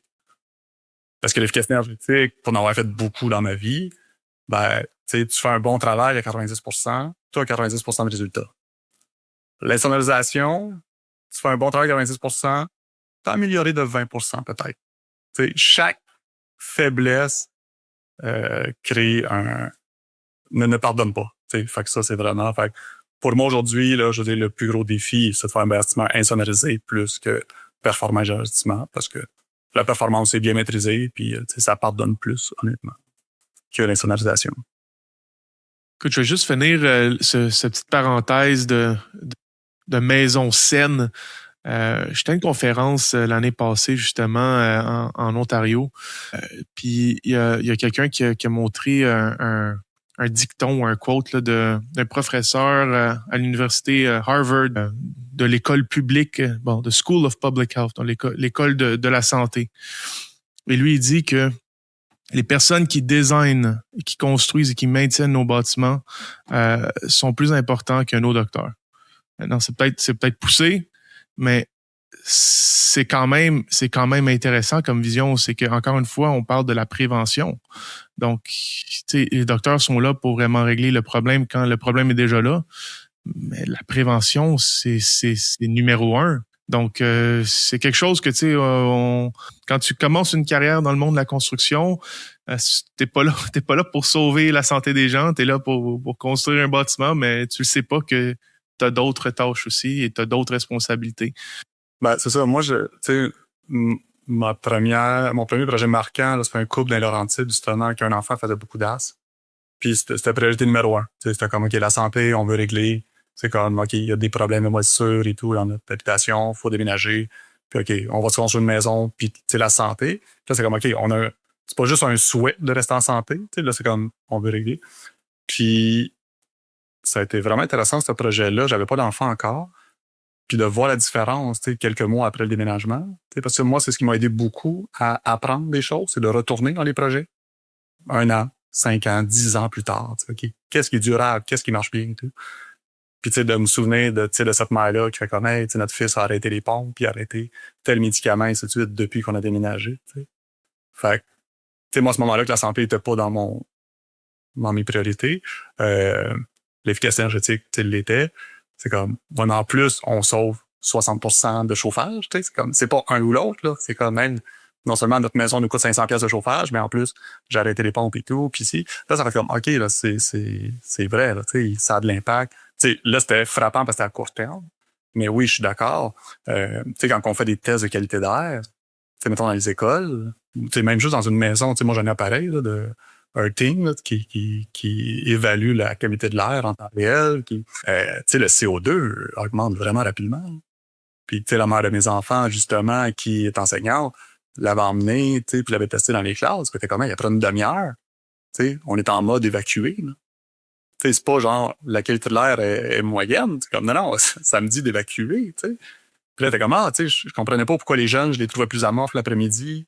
Je me mettais en question sur mon enseignement, comment aller chercher, tu sais, comme, non, ils sont juste gazés, là. Tu sais, c'est physique. Tu sais, je veux dire, t'aurais beau avoir le meilleur speech au monde si t'es gazé dans le CO2. Fait que oui, tu sais, imaginez le potentiel qu'on perd par une mauvaise ventilation des écoles. Parce qu'au lieu d'être plus allumé, là, je veux pas dire super allumé, là, mais en fond, on coupe un potentiel d'apprentissage juste par la ventilation. C'est ça. Puis après ça, les gens qui se réveillent le matin endormis, c'est comme, ben, c'est sûr que si tu dors la porte fermée et tu n'as pas de ventilation, c'est sûr que tu t'es intoxiqué par toi-même, par ton CO2. Fait qu'idéalement, on devrait toujours dormir la porte ouverte. On devrait toujours, avoir une ventilation, justement, puis pas se fier à quelques fenêtres, mais un système de ventilation, justement, qui fait la job, qui est calibré aussi. Tu veux pas juste une machine qui fait du bruit, là. Tu veux une machine qui ventile réellement. Fait que c'est pour ça que quand je parle de coûts sociaux, là, je commence à me renseigner un peu plus, puis j'ai donné une formation, justement, en janvier, puis à force de faire des recherches, on dirait que ça fait comme, OK, il y a encore plus d'impact que je pensais. Puis ça me faisait du bien, parce qu'après 20 ans, maintenant, on se demande qu'est-ce que c'est notre rôle, où est-ce qu'on est, puis autant que oui, l'hyper-performance a été un grand cheval, puis ça a remis en doute un peu. Mais là, ça fait comme, OK, la santé, c'est comme, OK, c'est un enjeu de santé publique. T'sais. Puis ce qui est le fun avec la santé, c'est que, l'alimentation, tu dois convaincre. Tu peux pas mettre n'importe quoi dans la bouche de n'importe qui. Puis c'est le fun parce que, il y a des mères de famille qui viennent à la formation. Puis comme, ben ça, ce qui est le fun, c'est que vous allez faire des changements et n'en parler à personne. Puis les gens s'en rendront peut-être compte certaines choses, peut-être d'autres non, puis vous allez améliorer la santé de la famille. Vous n'avez même pas besoin de vous assiner avec eux. Juste, mettons, entre une meilleure ventilation, le gars, il y aura rien à faire et tout. Bon, c'est sûr, quand tu parles de la gestion des heures de Wi-Fi, OK, là, ça devient un peu plus de gestion. Ça, c'est une autre chose. Mais il y a plein d'éléments dans la santé, justement, d'éviter les produits d'entretien, aussi, qui ont un impact. Fait, c'est ça. Fait qu'on on sous-estime, mais oui, je suis vraiment d'accord que comme concepteur. Puis quand je donne des formations professionnelles aux concepteurs, aux entrepreneurs, j'essaie d'inculquer cette notion-là de responsabilité sociale. Parce que c'est beaucoup des hommes qui viennent du milieu professionnel, ainsi de suite. Des fois, c'est comme, non, mais moi, ma job, c'est de bâtir. C'est comme, non, c'est un rôle, je veux dire, si tu fais mal tes solins, puis qu'il y a de l'eau qui rentre, ça fait de la moisissure. Moi, je connais des gens qui ont été super malades, à cause d'un soleil mal fait. Fait que tu tiens entre tes mains à chaque solin que tu poses la santé d'un enfant ou d'une personne. Fait que rappelle-toi ça que c'est pas juste assembler des choses. Puis ici, là, c'est pas un petit métier qu'on a. On a de l'impact sur tellement d'éléments dans la vie des gens. Mais toi, là, tu priorises quoi? L'enveloppe du bâtiment ou la mécanique? Ou il n'y a pas de priorité, c'est les deux en même temps, là? Parce que selon nos recherches, tu prioriserais l'enveloppe. Ben là, tu es en train de dire que c'est la mécanique qui est aussi importante, avec la ventilation. Ben, ventilation, parce que c'est sûr que dans un climat nordique, ventilation passive, c'est impossible. Là. Donc, les bâtiments n'ont pas les volumes nécessaires, on n'a pas le climat. C'est sûr que si on était au Mexique, ça serait un autre game, là, ça serait une autre discussion. Dans un climat nordique, ça prend de la ventilation mécanique. Après ça, c'est sûr que là, quand on parle de chauffage, climatisation, là, oui, je vais être beaucoup plus d'une approche passive.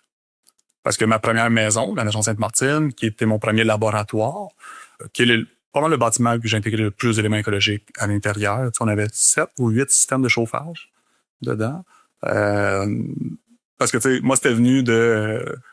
ça faisait 3 ans que j'étais entrepreneur, 2005 à 2008, puis j'avais vécu beaucoup de déceptions, de produits référés par un fournisseur, et ainsi de suite, qui répondaient pas aux attentes, qui donnaient pas les performances. Puis là, le client, il est fâché après toi. C'est comme, hey, Benoît, tu m'avais dit qu'on sauverait 40%. Voyons, c'est pas ça que j'ai du tout. J'ai fait une maison neuve qui me coûte plus cher, puis je chauffe pas tant complètement dans cette maison. C'est comme, ben voyons. Puis là, en 2008, un produit en particulier, là, c'est comme, OK, là, je suis vraiment tanné. Puis là, j'ai fait comme, OK, je ne recommande plus de produits ou de systèmes que je n'ai pas expérimenté moi-même.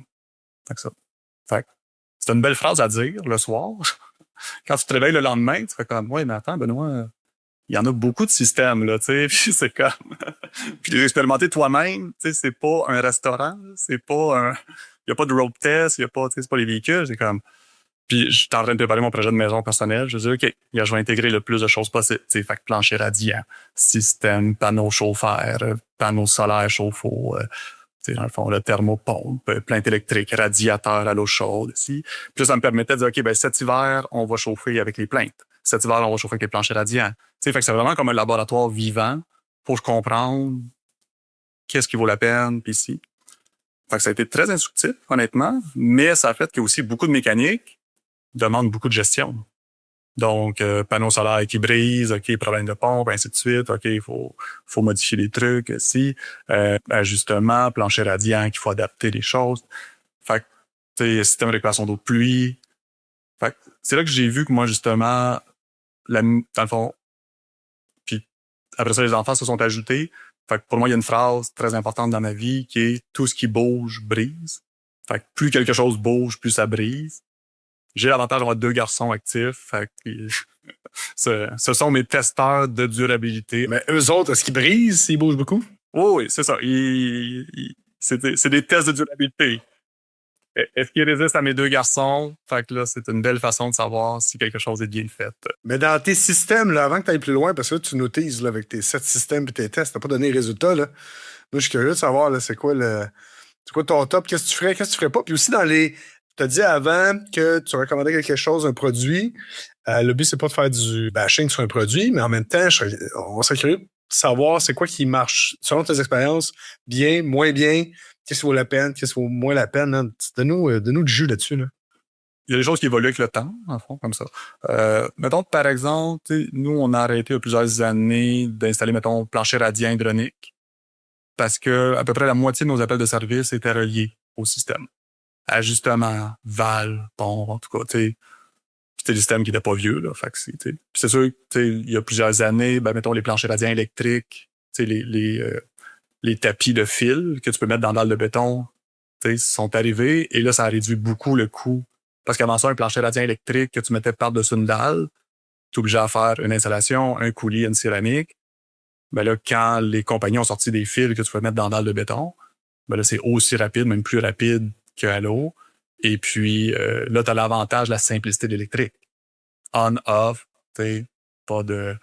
plus facile à zoner, plus facile. Fait que ça, mettons, par exemple, c'est un des éléments que... C'est ça. Pour moi, tout ce qui est pompe, le moins possible. Même de concevoir les bâtiments. Des fois, de faire comme, OK, on va mettre la maison un petit peu plus haute pour que le train français soit par gravité, pour pas avoir de somme pompe. Si je suis capable de le faire, c'est comme, hey, s'il faut monter la maison d'un pied pour pas avoir de pompe, ben, OK, on va ajuster le terrain en fonction. Fait que, comment je peux sauver chaque élément mécanique pour en avoir le moins possible? Après ça, c'est sûr que panneaux solaires, moi, je suis dans l'époque des panneaux solaires thermiques, là, donc, il y a eu 2-3 ans qu'il y a eu les subventions et tout, là, puis ça a été un fiasco royal. On les a enlevés 10 ans plus tard. Pas parce que ça marchait pas bien. Bon, c'est sûr qu'il y a 2 fois que ça a surchauffé. Fait que là, c'est sûr que c'est moins le fun quand ta voisine t'appelle, t'es à 2 heures de chez vous. C'est comme, hey, Benoît, c'est normal, il y a de la boucane qui sort du panneau, puis j'entends genre, comme un bruit de train. Ben non! Ça s'est mis à faire de la vapeur sous pression à cause du soleil là-dedans? Ouais, ben c'était des tubes sous vide. Donc, tu sais, on remonte à... Fait que tube sous vide qui est super performant, mais qui peut faire bouillir de l'eau. Fait que dès que ta pompe, s'il y a du soleil puis ta pompe lâche ou ton panneau de contrôle dit pas de pas circuler. Fait que il est arrivé ça. Après ça, une autre fois, ça a pas sonné, en tout cas, on s'en est pas rendu compte, mais il y a une soudure qui a lâché à cause de la chaleur. Fait que c'est tout des tuyaux de cope, ainsi de suite. Fait que là, genre, dégâts d'eau dans le plafond de la chambre, ainsi de suite, pour découvrir tout ça. Fait que ça a été comme un gros. Puis ce qu'on a réalisé en plus, c'est que tout ce qui est, mettons, production d'énergie, le défi n'est pas tant de produire de l'énergie. Parce que produire de l'énergie, c'est un peu comme produire des légumes. C'est facile de produire des tomates en été. Mais ça va avoir le même problème que tout le monde, c'est que à août, septembre, ben là, t'as beaucoup de tomates, mais tout le monde a beaucoup de tomates en même temps, tu sais. Fait que c'est comme, OK, comment j'en garde, tu sais. Fait que faire de l'eau chaude en été, c'est facile. Mais tes besoins d'eau chaude en été sont minimes, tu sais. Fait que là, c'est comme, OK, mais, tu sais, là, nous, on avait mis comme 3 panneaux pour faire du chauffage avec le plancher radiant, puis dans le fond, tout ça. Mais finalement, on se retrouvait avec des surplus, tu sais, 9 mois par année, 8 mois par année, des surplus, là, dès qu'on arrêtait de chauffer. Puis surtout avec un bâtiment performant, ben, oui, mon système de panneaux solaires pouvait produire, mettons, 1500 $ d'eau chaude par année. Il y en a du 300 qu'on utilisait réellement. Parce que tout ce qui produit pendant les mois d'été, je peux pas l'accumuler 6 mois à l'avance, tu sais. Fait que là, nous, ce qu'on faisait, c'est qu'on dompait la chaleur dans la piscine du voisin. Ça, il était content. T'sais. Ben, c'est ça. Au moins, il y avait quelqu'un qui en bénéficiait, là. Oui. Parce que tu calcules 20 000 $ d'investissement, 1500 par année. Ah, OK, rentabilité. Bon, c'est pas top, mais ça va se faire. Mais là, quand tu réalises que, OK, je chauffe juste 300 $ d'énergie par année, Puis là, un dégât d'eau à 1500$. Là, tu fais comme, OK, là, je viens de retarder 5 ans ma durabilité. Fait que c'est pas un mauvais système. C'est juste que c'était pas adapté pour une maison performante. Fait que toute cette notion-là aussi, quand on parle d'autonomie, tu sais, moi, j'ai des clients, des fois, c'est comme, je veux pas être branché au Québec. C'est comme, attends, tu sais quoi, gérer une maison autonome? Puis là, gérer des batteries, de l'énergie, de ci, puis une génératrice, en tout cas. Fait que, tu sais, on réalise pas, mais c'est ça. Fait que c'est beaucoup de défis. Tu sais, le panneau chauffeur, super intéressant. Mais encore là, quand tu as un bâtiment performant, tu viens réduire de 60% des besoins de chauffage. Tu solaire passif en plus. Fait que, t'as-tu genre 60 jours que tu chauffes réellement pendant l'hiver? Fait que là, sur 60, il y a juste 60 jours par année que tu t'en sers parce que les journées ensoleillées, les fenêtres chauffent déjà ton bâtiment et tout. Fait que c'est sûr que moi, c'est ça. Avec toutes ces expériences-là, c'est comme, OK, comment on peut aller à la simplicité? Le moins de systèmes possible, parce qu'on avait le système de récupération d'eau de pluie. Fait que là, c'est une pompe de plus à gérer ici. Fait que... Puis ça prend des connaissances. Parce que, tu sais, la mère de mes enfants, à ce moment-là, était comme, hey, Benoît, si tu meurs, moi, il y a bien des choses que j'ai aucune idée. Je te vois toujours en train d'aller dans la salle mécanique, tu me dis que t'as monté telle affaire, t'as baissé telle affaire. J'ai aucune idée de quoi tu fais, tu sais. Puis, j'ai comme, hey, c'est vrai, tu sais, c'est comme toutes des choses que tu dois t'occuper. Puis, à force de moi faire les suivis dans les projets que je bâtissais, tu sais, 1 an, 2 ans plus tard, je me souviens d'un couple que je vais voir 3 ans après la construction. Puis là, ils sont comme, hey, Benoît, une petite question de même. Peux-tu m'expliquer comment ouvrir la porte de l'échangeur d'air? Tu sais, parce que je pense, là, je fais comme, OK, je vais te le montrer, mais c'est comme, hey, il me semble que tu m'avais dit qu'il fallait nettoyer les fils. J'étais comme, oui, mais là, est-ce que je peux déduire que si tu sais pas comment ouvrir la porte, t'as pas nettoyé tes fils depuis 3 ans, tu sais? Je dis, ben non, je savais pas comment ouvrir la porte, tu sais. Fait que là, je me dis, OK, si des gens, tu sais, la majorité de mes clients, 1 an plus tard, c'était mon rappel constant. Hey, je vous rappelle, on nettoie le cœur au moins 1 fois par année, les fils, on les change, on les lave, tu sais.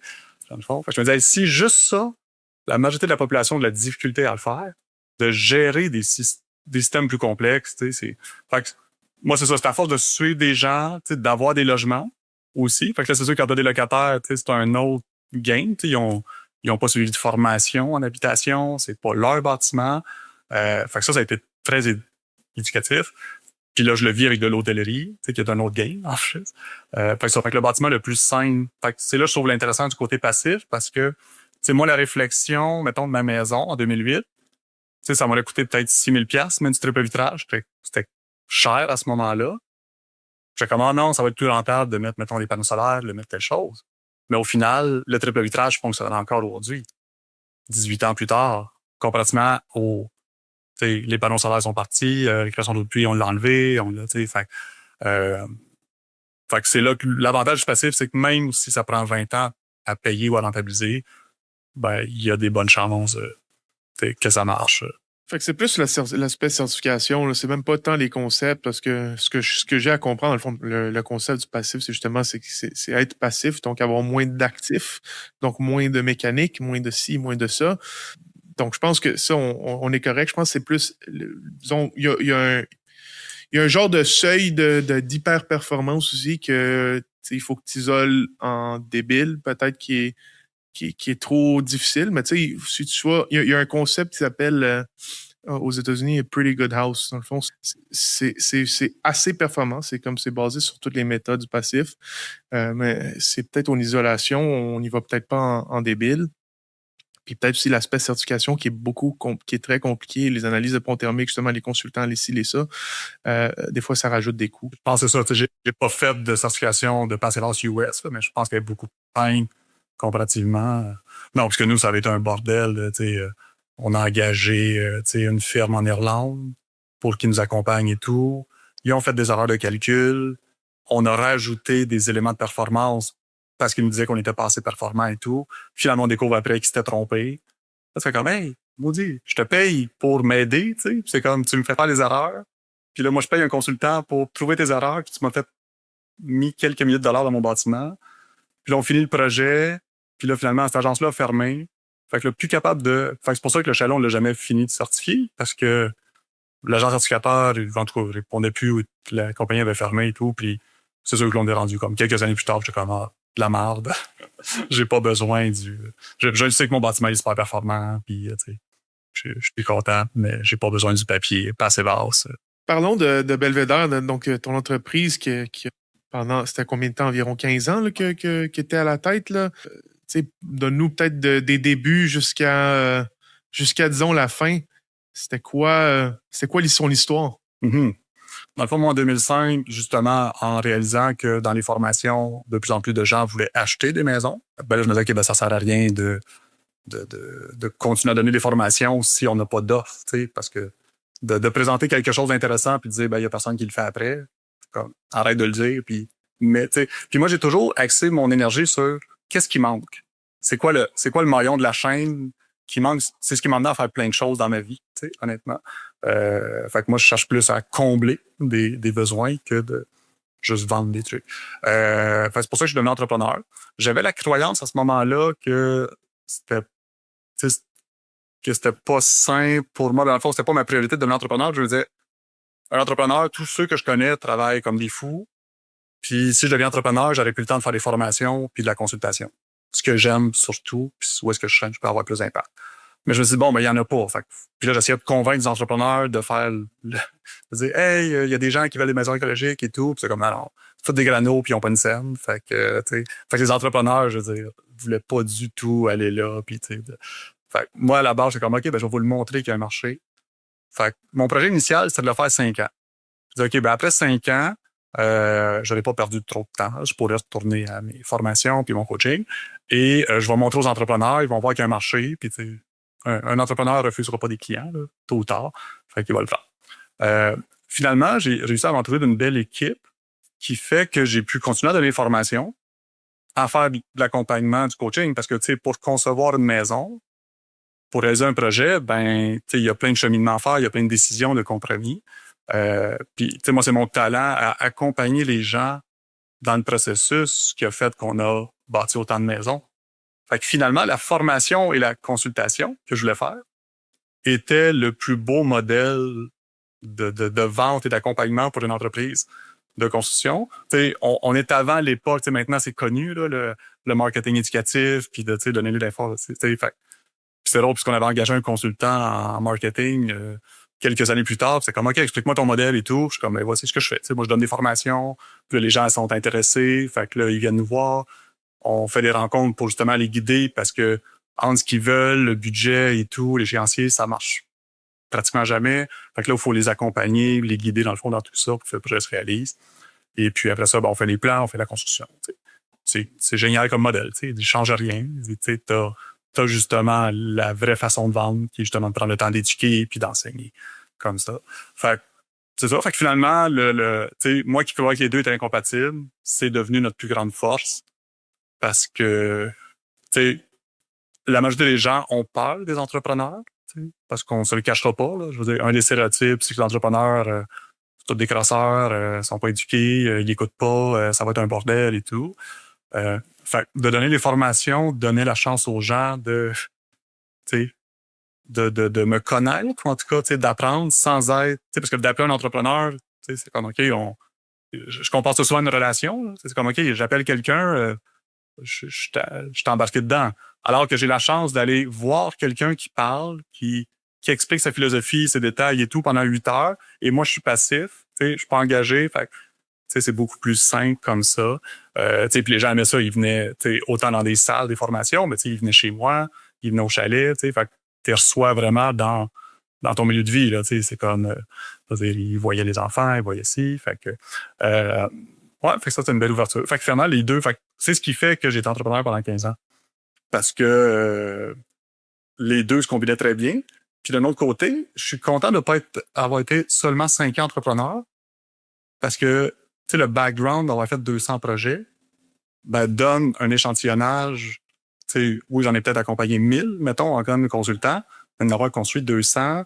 Tu as un échantillonnage intéressant de bons coups, de moins bons coups, de comment gérer tout ça, de voir des fois qu'il y a des différences juste entre les régions du Québec. Fait que finalement, ça a été vraiment intéressant, ce cheminement-là, de monter l'équipe de conception. Donc, on était dans les premiers aussi à avoir conception et construction à l'intérieur de la même entreprise.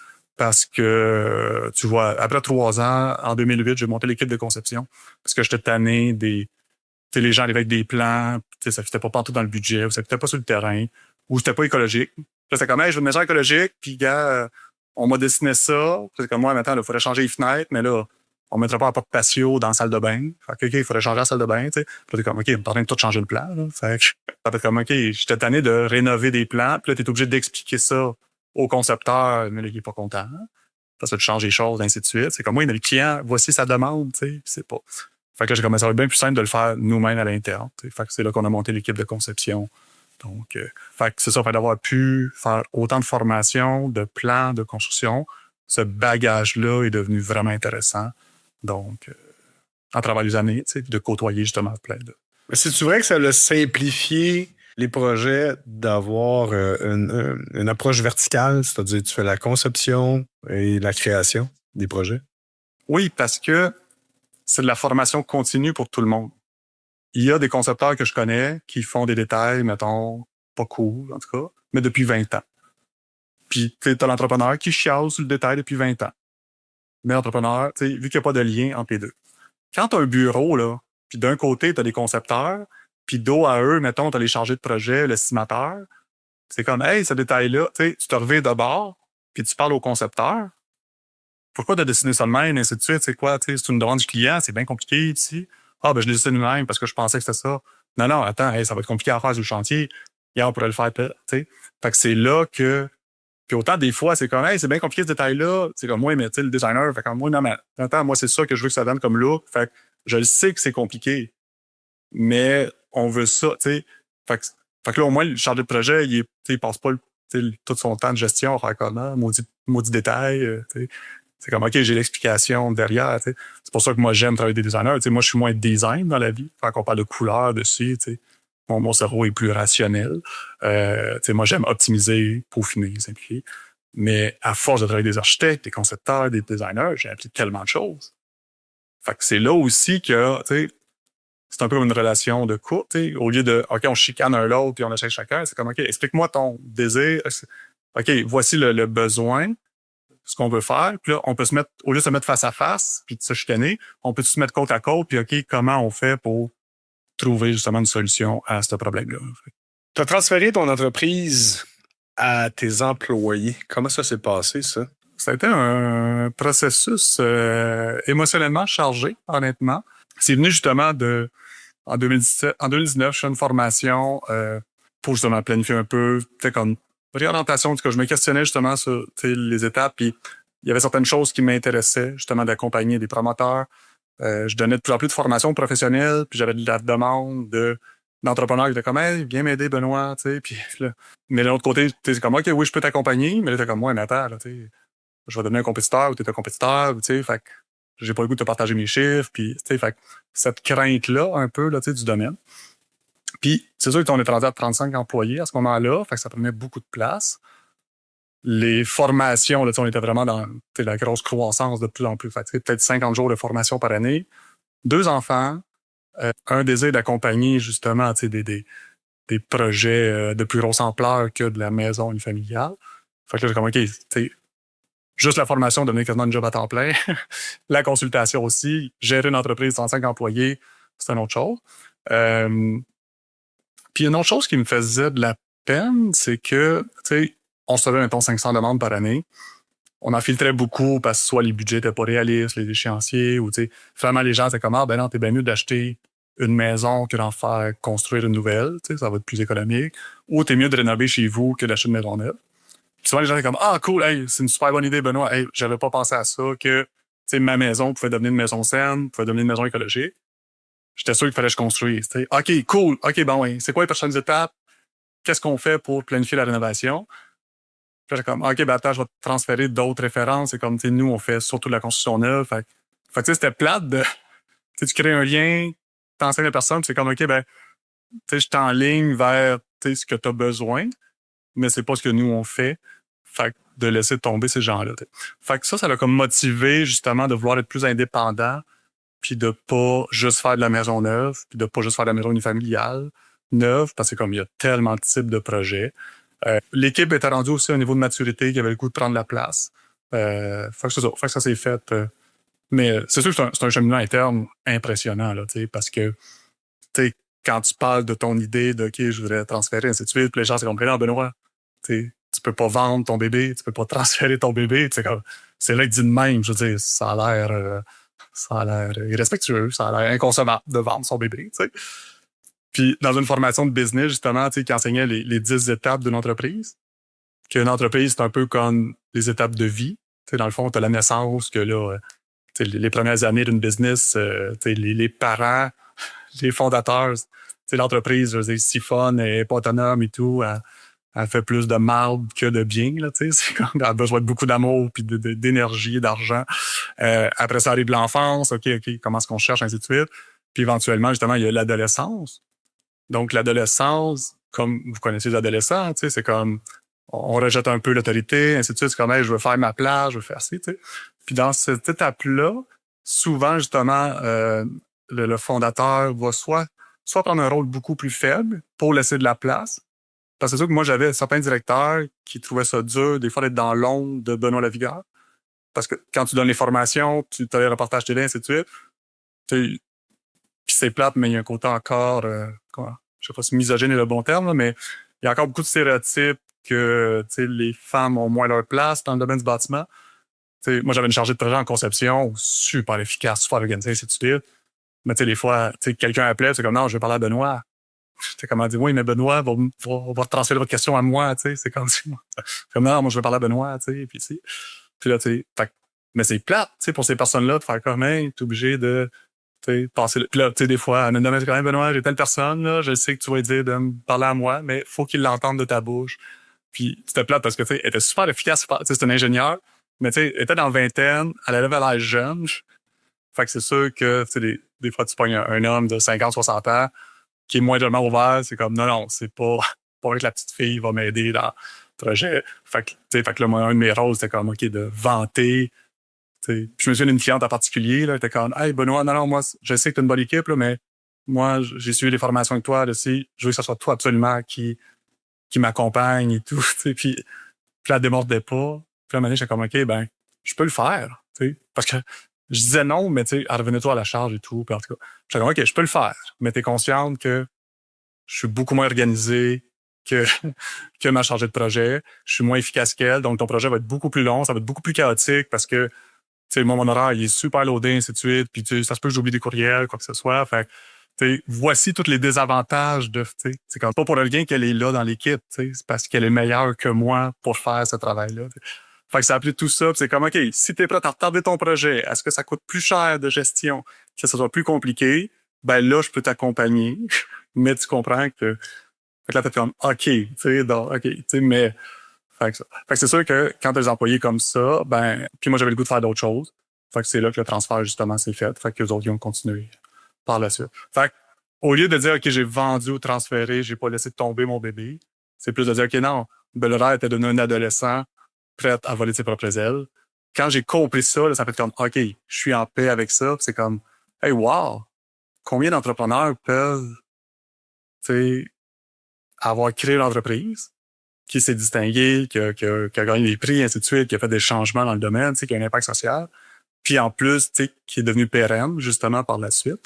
Parce que, tu sais, comme nos enfants, je veux dire, on veut pas qu'ils, quand ils partent de la maison, on veut pas qu'ils se pètent la gueule, là. Fait que, non, ça. Mais ça a été, c'est ça. Ça a été plus rapide que je pensais. Mais ouais, c'est ça. Beaucoup d'émotions.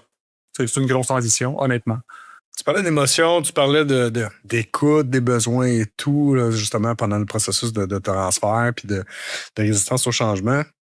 Donc, on en parlait en pré-podcast, en fait, c'est que un de tes principaux rôles, c'est un peu peut-être pas d'être un psychologue déjà, mais un accompagnateur humain. Parce que justement, les différents besoins, tu me parlais tantôt en début de podcast que des fois, il y a des pleurs, là. Tu sais, genre, tu dois laisser aller des désirs profonds, puis au-delà de... Puis souvent, les clients qui vont arriver, ils vont faire comme, ah, je veux ça, mais au-delà, justement, des besoins qu'ils vont te nommer, il y a tout l'aspect iceberg caché en dessous de l'eau, que c'est là notre job de faire. C'est quoi les vrais besoins que tu sais même pas encore que tu as? Là, tu passes un peu d'émotion, là. C'est un peu plus ça ton rôle maintenant? Ouais. Ça l'était avant aussi, parce que, tu sais, des 1000 projets que j'ai pu accompagner, c'est arrivé à peut-être une fois que ce que le couple demandait puis t'es couple ou personne, quoi que ce soit. Entre ce qu'ils demandaient, ce qu'ils voulaient, le budget, l'échéancier, le terrain, c'est arrivé une fois que j'étais comme, hey, cool, on commence les plans. T'sais, ce que vous me demandez, là, ça marche. Les 999 autres, pour optimiser le pied carré, non, faut soit changer le concept. Non, tu peux pas faire un plein pied, ton terrain est en pente de même. Fait que, tu sais, ta porte patio, elle va être à 10 pieds dans les airs ici, là. Fait que j'avais pas pensé à ça, j'avais pas, tu sais.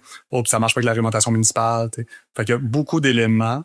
Fait que, puis c'est là que, oui, il y a des cheminements, des compromis, des choix à faire.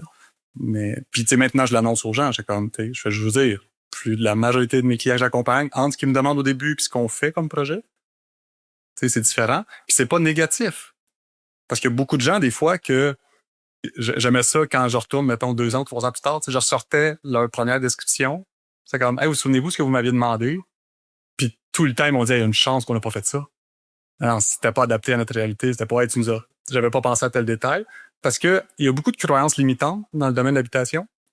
On m'a dit que le plancher radiant, c'était plus performant qu'un chauffage électrique ou que telle chose. On m'a dit que il fallait mettre beaucoup de fenêtres au sud. T'sais. On m'a dit que c'est comme OK, qu'est-ce qui est vrai là-dedans, qu'est-ce qui l'est pas, puis comment tempérer, parce que c'est contextuel aussi là, du projet. Mon client qui me parle de la belle porte patio accordéon qu'il a vu en Californie. C'est comme parfait. Pour la prochaine maison qu'on va faire en Californie, là, c'est sûr qu'on va mettre ça, c'est vraiment cool. Hey, t'as pas la porte patio dans les jambes, c'est génial. T'sais. Au Québec, je n'ai déjà fait une dans une pièce 3 saisons, là, puis tu veux pas jouer avec l'hiver. Là, premièrement, elle ouvre pas. Puis si elle ouvre, elle ferme plus. Fait que mais c'est ça, fait que le contexte, de, OK, pourquoi en Allemagne, ils ont plein de panneaux solaires? C'est comme, oui, mais l'électricité coûte 6 fois plus cher qu'ici. Elle est faite au nucléaire, au charbon. Fait que c'est logique, écologiquement et financièrement, de le faire là-bas, tu sais. Fait que c'est pas comme, les Allemands sont meilleurs que nous. Non. En Allemagne, j'aurais mis beaucoup plus de panneaux solaires qu'ici, tu sais, notre réalité. Fait que c'est ça. Fait qu'il faut comme déconstruire beaucoup de choses. Puis oui, il faut l'emmener, tu sais, mettons, moi, depuis 20 ans, mes 10 premières années étaient très techniques. Je me disais, OK, c'est les matériaux, les techniques, les coupes de murs, les systèmes de chauffage. Pour me rendre compte, finalement, après 10 ans, c'est jamais là qu'on s'astine. C'est jamais sur un système de chauffage, un coupe de mur. Tu sais, c'est des faits, c'est des chiffres, tu sais, c'est comme, wow. Après ça, la question de, OK, un veut mettre 500 000 sur la maison, puis l'autre veut mettre 750. Quel chiffre on prend? Ouais, mais moi, j'ai pas le coup de travailler jusqu'à 65 ans. Je veux prendre ma retraite plus jeune. Ouais, mais moi, j'ai le goût d'avoir une plus grosse maison. Là, t'as un vrai débat, là. Parce que là, ça implique plein de choses. Tu sais, moi, mener une rencontre, tu sais, j'emmène un peu la question de planification familiale. Tu sais, c'est comme, OK, pour qui est la maison? Tu sais, éventuellement, y a-tu des parents qui veulent venir rester? Y a-tu des enfants? Combien? Puis là, j'ai un couple, genre, que le gars me répond genre, OK, oui, on prévoit avoir un enfant. Puis la fille répond 4. Mais là, je me dis, tu sais, parce que au départ, quand c'était en personne, mettons, tu sais, je faisais remplir des documents chacun de leur côté, tu sais, fait qu'ils remplissaient chacun une question, on répond, tu sais, on checkait la question ensemble. Puis moi, dans ma tête, ça a fait comme, hey, vous attendez à l'étape d'engager, vous venez voir un consultant en habitation, là. Et vous n'avez même pas discuté du nombre d'enfants. Tu sais, entre 1 et 2, 2 et 3, OK, ça, je pense que c'est normal comme couple, là. Mais 1 et 4, c'est comme, c'est pas la même chose, là. C'est comme, tu sais, il y a un impact sur le budget, il y a un impact sur, tu sais, c'est pas, j'en verrai ça plus tard, là. C'est comme, tu sais, oui, on peut concevoir une maison évolutive, tu sais, si jamais, mais c'est comme, est-ce que vous allez en même place comme couple, tu sais, parce que, je veux dire, moi, je connais des couples qui veulent un enfant, j'en connais qui veulent 4. C'est pas la même vie, là, tu sais. Fait que la réno, l'habitation, c'est souvent justement la pointe de l'iceberg de plein de décisions derrière. C'est quoi le style de vie? Quel pourcentage de notre budget on veut attribuer à l'habitation? C'est quoi nos habitudes quotidiennes aussi? Je veux-tu plein de rangements ou pas de rangements? Je veux-tu une salle de jeu? Je veux-tu un cinéma maison? C'est comme moi, maintenant, je trouve déjà qu'on écoute trop la télé. Fait que si on fait un cinéma maison, puis là, combien ça coûte, tu sais? Puis, j'ai toujours rêvé d'une table de pool. Tu sais, ouais, une table de pool, sais-tu combien ça coûte? Puis là, c'est pas le coût de la table de pool qui est important, c'est l'espace de 14 par 18 qu'il faut faire. Pas de mur, pas ci, tu sais. Puis, tu sais, c'est pas évolutif, là, parce qu'en fond, t'as toujours la table de pool dans les jambes, là. Fait que, c'est ça. Fait que ça, c'est le fun, justement, d'emmener tous ces questionnements-là. Puis, tu sais, mettons, ce client-là de la table de pool, j'étais comme, OK, je me souviens plus, mettons, on faisait le calcul, là, ça coûtait comme 40 000 $ de plus faire la table de pool. J'étais comme, OK, oui. Tu sais, je dis, as-tu moyen d'aller jouer au pool au village? Y a une place que tu peux aller jouer au pool? Il dit, oh oui, il y a un petit bar et tout à 5 minutes, tu sais. Puis j'étais comme, OK, mais tu sais, 40 000 $ juste en intérêt, tu sais, ça va te coûter genre 1200 $ par année d'intérêt, en tout cas 3%, plus chauffage, et ainsi de suite. Fait, tu sais, juste de faire la pièce. Je parle pas du 40 000 d'investissement, mais juste en frais récurrents, tu sais, t'en as pour 1500, 1600 $ par année. Faut que t'aimes ça, là. Tu sais, il faut vraiment que tu tripes sur le pool, là. Ça se peut qu'il y en a qui trippent là-dessus, là. Mais quand tu commences à chiffrer tes rêves ou souvent les rêves, là, oui, des fois, on va faire une session de, c'est quoi je veux comme vie. Il y en a qui vont faire des dream boards ou des choses comme ça. Mais de la plupart du temps, ce qu'on fait, c'est que même dans notre flot de pensée, on fait ah oui, ça, j'aimerais ça. Tu vois, passe un magazine, quelque chose, ah oui, j'aimerais donc ça, avoir ça. Puis là, minute, t'arrives, OK, là, c'est l'étape de la vie qu'on construit en ce moment ça. Ah, ben justement, j'ai toujours voulu avoir ça. Du coup, c'est tout bien beau, comme Kumbaya. Puis là, t'arrives, OK, ben là, oui, le trip avec les boys, avec les girls, de faire un party dans mon sol avec la table de pool, comme dans le chalet que j'ai loué à l'autre place. Ça coûte 50 000 $, peut-être pas, là, tu sais.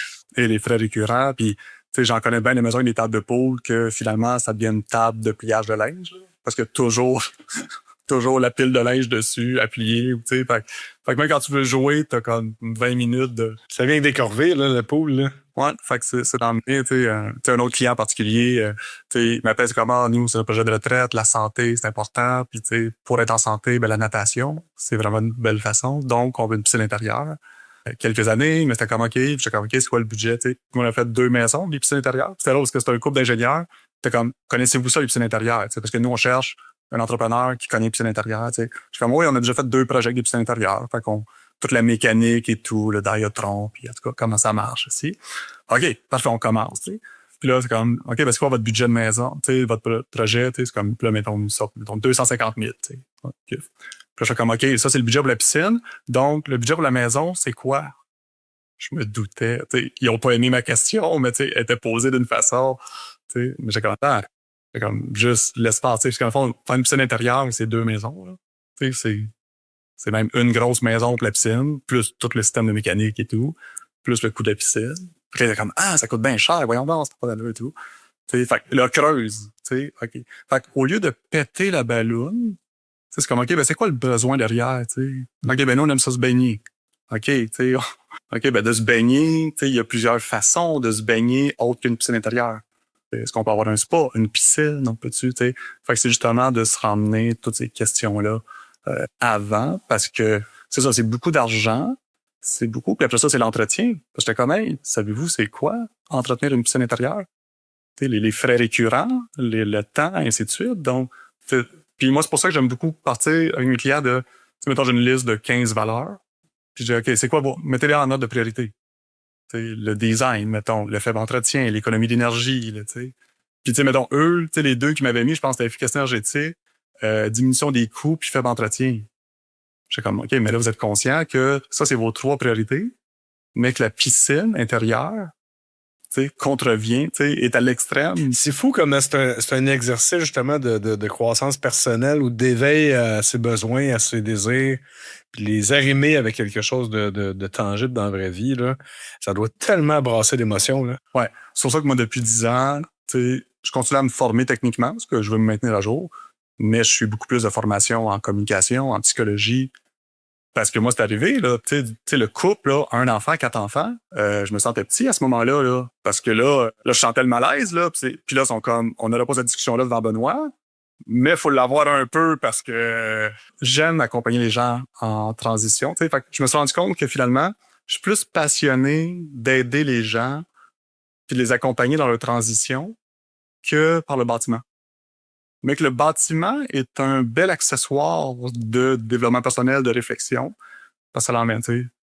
Parce qu'à un moment donné, tu sais, quelqu'un m'avait dit, hey, Benoît, tu sais, t'as le talent pour être psychologue, tu pourrais vraiment, tu serais super bon, puis justement, tu sais, un couple, je sais pas si c'était celui-là qui était comme, hey, juste te dire, on consulte un psychologue, puis j'ai l'impression qu'on chemine plus pour notre couple avec toi qu'avec le psychologue, même si c'est pas, tu sais. Mais c'est vrai que c'est une fun, parce que t'emmènes des sujets, mais pas directement. t'emmènes des sujets par l'habitation, les besoins, les désirs et tout, les choix de vie. Mais c'est ça. Puis après réflexion, j'étais comme, non, tu sais, je me verrais pas aller en psychologie, tu sais, c'est sûr que j'aime parler de projets, d'idées, de ci, puis tu sais, d'emmener que juste traiter des problèmes, mais un moment donné, je me disais, je pourrais me créer le titre de psychologue du bâtiment, ou en tout cas, Accompagnateur, un genre de relation d'aide, puis comme tu disais, les projets de construction et de rénovation, c'est représentatif d'une étape de la vie où tu t'es rendu quand tu fais ça. Et en soi, construire, c'est une étape majeure dans la vie, pas l'unique, mais c'est long, là. Puis c'est long en préparation, c'est long en exécution, puis après ça, t'es pris avec ça. C'est un mauvais terme, mais là, il existe, là. Il est là, pour la vie. Et plus, idéalement. effectivement, tu sais, moi, c'est un exercice que je fais maintenant avec les gens, c'est un genre de planification familiale, me dire, hey, dans 5 ans, quel âge que tu vas avoir, vous allez avoir, et quel âge vont avoir vos enfants. Oui, tu as une projection à faire d'instant T. Là. Des fois, c'est difficile à faire ça, là, voir comment ça va évoluer. Là. On sous-estime, je cite quelqu'un d'autre, mais on sous-estime ce qu'on peut faire en 1 an, mais on surestime ce qu'on peut faire en 1 an, mais on sous-estime ce qu'on peut faire en 5. Effectivement. Puis c'est sûr que moi, c'est plus frappant parce que, tu sais, ma nouvelle conjointe depuis 4 ans, tu sais, elle a fait son projet en 2021, maison de bigénération, tu sais, pour ses parents, ses enfants, tu sais, elle a 2 ados à ce moment-là. Tu sais, je la rencontre, mettons, les enfants ont 16 et 18. Tu sais, son père est décédé pendant la construction. Et puis, finalement, tu sais, le chantier a, tu sais, pas bien été avec l'entrepreneur et tout. En tout cas, tu sais, elle qui voulait une maison saine, elle a vécu un vrai bordel, là, tu sais, puis dans le fond, j'aurais dû arriver un peu plus vite dans sa vie, mais bon, la vie est ainsi faite. Mais tu sais, là, elle se retrouve avec une maison pas finie à cause des passements de coûts, délais, quoi que ce soit, puis en tout cas, Bobec entrepreneur. Mais, tu sais, ses 2 parents sont décédés. Sa mère est décédée en 2023. Puis là, tu sais, mettons, son garçon part d'un appartement, mettons, cet été, et sa fille, depuis qu'elle a commencé l'université depuis 2 ans, tu sais, elle est plus à temps plein à la maison. Fait que là, t'es comme, hey, j'ai parti en 2021, on est en 2026, 5 ans plus tard. Le projet est pas terminé. Puis là, on n'arrive pas à le terminer parce que c'est comme, qu'est-ce qu'on fait, tu sais, c'est... Puis là, t'es comme, OK, je me ramasse cet été, tout seul, majoritairement, tu sais, dans cette maison-là, qui a été bâtie trop grande, en tout cas. Le concepteur a désigné trop grand la maison. Ils ont rajouté au départ, tu sais, commence le chantier, ils rajoutent un rez-de-jardin parce qu'ils avaient mal évalué la part. Fait que c'était déjà trop grand à la base, ils l'ont agrandi, blablabla. Mais c'est ça. Fait que là, t'es comme, hey, j'ai même pas fini mon projet, qu'il est déjà désuet, il répond plus du tout aux besoins, puis à ce que j'ai. Fait que, mais tu sais, fait que de lever, puis de voir les implications financières, tu sais, OK, tout l'espace, les coûts récurrents pour, finalement, pas besoin. Qu'est-ce que je fais avec tout cet espace-là? Puis, mais c'est la situation de plein de gens, tu sais, qui ont des trop grosses maisons, puis qui ont des espaces beaucoup trop importants. Puis c'est pour ça que, tu sais, au Canada, tu sais, les dernières statistiques que j'ai trouvées, c'est que, tu sais, il y a 2,5 chambres par Canadien. Donc, quand on parle de crise du logement, ben, c'est pas une crise de l'espace. Tu sais, il manque des unités de logement, mais il manque pas d'espace. Tu sais, fait que, tu sais, quand on dit il faut bâtir plus, oui, mais il y a de l'optimisation à faire. Faut bâtir mieux. Bâtir mieux, d'optimiser. Tu sais, un projet qu'on a fait, tu sais, l'Oasis Sutton, qui est une maison qu'un couple de retraités habitait dedans, qui a été rénovée, qui était gigantesque, 4500, 5000 pieds carrés. Puis là, finalement, je veux dire, il y a 6, 8 personnes qui habitent dedans. Tu sais, on a fait des suites, des chambres, dans le fond. Fait que c'est comme, OK, il y a de l'espace disponible. Comment est-ce qu'on optimise tout ça? C'est ce que je viens de faire avec, tu sais, la résidence actuelle où est-ce que je suis à Sainte-Martine, qui était un duplex, dans le fond, 2 unités, puis là, on vient de créer une 3e unité dedans.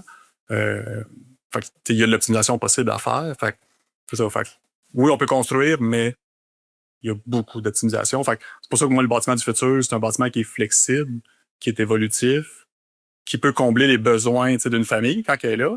Mais on s'entend qu'avant que les enfants arrivent, puis après, quand ils vont être partis, ben, il y a trop d'espace, tu sais. Mais le problème d'une maison, c'est que c'est pas élastique. Fait que c'est comment je peux faire pour l'adapter, séparer, diviser, justement rendre ça plus flexible. C'est fou, là, comment le bâtiment durable, surtout dans le podcast qu'on vient de faire ensemble, c'est fou comme le bâtiment durable, c'est plus que juste les murs. C'est beaucoup de réflexion, c'est beaucoup de psychologie, c'est beaucoup de relations. C'est surtout ça avant tout. Puis c'est drôle parce que moi, la majorité de ma clientèle m'engage comme consultant pour répondre à la question « Qu'est-ce que je choisis comme coupe de mur? » Et pourtant, c'est peut-être le détail le plus insignifiant, ou en tout cas, en termes de priorité, je veux dire, c'est comme il y a bien d'autres choses plus importantes que ça là, à décider. Parce que oui, c'est ça. Ça a un lien, justement, les taux d'endettement qui sont très élevés, ben c'est sûr que vu qu'on bâtit trop grand, les gens disent « Ah, les maisons coûtent cher ». C'est comme « Oui, mais ils coûtent plus cher qu'avant. Ils sont plus grosses qu'avant aussi. Là. Ils sont plus luxueuses qu'avant. Je veux dire, moi, mes parents qui ont bâti en 76, il n'y avait pas d'hypothèque, c'était des prêts privés. Le taux d'intérêt était super cher. Je veux dire, moi, toutes les photos de mon enfance, je veux dire, c'est sur le plywood.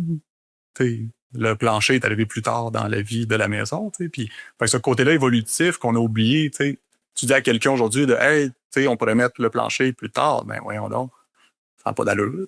Puis la banque ne voudra pas, en tout cas, ça emmène. Mais on a oublié que la maison traditionnelle, elle a été faite en étapes, elle a été faite évolutive. Si les gens veulent travailler avec toi, est-ce qu'ils peuvent? Est-ce qu'ils peuvent te contacter ou en ce moment, tu es occupé à des projets bien spécifiques? On est toujours occupé, mais on a toujours la disponibilité aussi. C'est ce qui m'a permis, avec le transfert d'entreprise, de me libérer beaucoup de temps. Ça m'a emmené justement une belle indépendance aussi. Maintenant, je peux accompagner des projets en Abitibi, aux Îles-de-la-Madeleine. J'ai plus le lien de notre territoire de construction. Fait que j'accompagne tout type, j'accompagne des rénaux, j'accompagne des gens qui cherchent des maisons. Parce que souvent, ils m'engagent, je veux faire une maison neuve. Oh, j'avais pas réalisé que ça coûtait 25% plus cher pour le même type. OK, ben, peux-tu m'aider à trouver? Parce que souvent, des fois, les gens ont la croyance de non, mais les maisons déjà bâties sont toutes mauvaises, sont pas solaire passif. Comme si toutes les maisons actuelles au Québec, il n'y a pas de fenêtre, il n'y a pas de fenêtre au sud dans celui-là. C'est comme. Fait que juste de déconstruire ces idées-là. Il y a plein de bonnes maisons qui existent sur le marché. Fait que oui, comme consultant, j'accompagne de plus en plus d'OBNL dans leurs projets, justement. Fait que ça, c'est le fun aussi, là, le côté plus social, puis d'avoir plus d'impact. Donc, des OBNL qui veulent acquérir des immeubles ou qui en possèdent, c'est comme comment est-ce qu'on fait ça avec le financement, avec, justement, ils ont les mêmes défis, ont les mêmes enjeux, eux autres, que des particuliers, dans le fond de ça. J'accompagne les municipalités, des MRC, donc, pour parler de quartiers, de développement, d'urbanisme, de projets. C'est vraiment varié. J'ai encore vraiment beaucoup de passion et d'intérêt pour accompagner les gens qui veulent construire et rénover. Mais c'est le fun aussi de quand tu parles d'un projet de quartier, quand tu parles de réglementation aussi, ben, de changer d'échelle. Rester à l'échelle humaine, mais une échelle peut-être qui englobe plus d'humains à la fois. Là. Ouais, ben c'est ça fait changement, dans le fond. Fait que les gens, dans le fond, peuvent aller sur mon site web, dans le fond, écobâtisseur, au pluriel.ca.com. Peuvent réserver en ligne, dans le fond, directement. C'est un service d'accompagnement. Et puis, pour les entrepreneurs, les organismes, donc, je fais de plus en plus aussi de planification stratégique. Parce que, c'est ça. Après 20 ans, après avoir monté plusieurs entreprises différentes, autant l'immobilier, puis c'est ce que les gens aiment de travailler avec nous, c'est que, on a l'expérience autant en finance qu'en psychologie, qu'en bâtiment. Tout. Parce qu'un projet, dans le fond, on touche à tout, là, Fait qu'on va vraiment, on va se promener d'un à l'autre. Puis moi, le but, c'est justement qu'avec la même équipe, on est capable de, faire un plan financier, un plan de financement, un plan marketing, puis justement, on fait de la planification stratégique de, OK, ben, c'est quoi les étapes par rapport à tout ça? Parce que justement, j'accompagnais un camping il n'y a pas longtemps qui voulait faire un nouveau bâtiment. Mais là, ça ramenait la question de, OK, faut emmener des infrastructures à tel endroit. Mais là, si j'emmène l'électricité puis l'eau, c'est comme un nouveau quartier. OK, ben là, ça coûte beaucoup d'argent. On le fait juste pour un projet ou on le fait pour plusieurs habitations? Parce que comme moi, Nathan, on n'était pas sûr de développer là, plus là. Là, j'ai comme, OK, ben finalement, la question, c'est pas qu'est-ce qu'on fait comme projet, c'est qu'est-ce qu'on fait avec notre entreprise ou le grand projet et non pas juste ce bâtiment-là. Comme dans un couple, comme dans une famille, le bâtiment va emmener plein d'autres questions. Dans une entreprise, un groupe, un OBNL, ça va faire la même chose aussi. Merci d'avoir participé au podcast, Benoît. Très enrichissant. Content d'avoir fait d'autres choses que des coupes de murs, d'avoir jasé d'humains puis d'un parcours unique, inspirant. Merci beaucoup, Benoît. Merci beaucoup. Ça me fait plaisir. On pourra faire un autre podcast juste sur les coupes de murs. C'est vrai, hein? J'en ai expérimenté peut-être 35 différentes depuis 20 ans. Fait qu'on pourra s'amuser aussi à les décortiquer spécifiquement. Mais oui, je suis bien content d'avoir pu justement présenter tous les aspects parce que on focus des fois un peu trop sur le côté technique. Ben, on en parle toujours du côté technique. C'était une belle dynamique. Là. C'était un angle différent qu'on a regardé, ce podcast-là. C'était vraiment très intéressant. Puis ça se voit vraiment... Tes années d'expérience, là, ça transparaît vraiment. Ben, merci. Dans le fond, le but, c'est d'en partager au plus de gens possible. Merci beaucoup, Benoît. Merci beaucoup. Ça fait plaisir. Salut. Bonne journée. Merci d'avoir été des nôtres pour cet autre podcast d'Au-delà des murs. Et surtout, merci à notre invité pour avoir partagé ce beau moment avec nous. Rendez-vous sur notre site web addm.ca pour plus d'informations sur l'invité du jour. Réécoutez tous les podcasts sur Spotify, iTunes ou même YouTube et abonnez-vous pour ne rien manquer. Commentez les podcasts, faites-nous part de vos suggestions et échangez directement avec nous sur LinkedIn, Facebook et Instagram ou envoyez-nous tout simplement un courriel à info@addm.ca. Pour tous vos besoins de rénovation de bâtiments ultra performants Net Zero Ready, contactez Philippe et son équipe via Retrofit, RETROFIT construction.ca. Pour des matériaux de construction les plus performants et en stock pour vos projets de bâtiments durables, contactez GoPassif au www.gopassif.com et faites-vous livrer partout au Québec. Merci encore une fois et à la prochaine!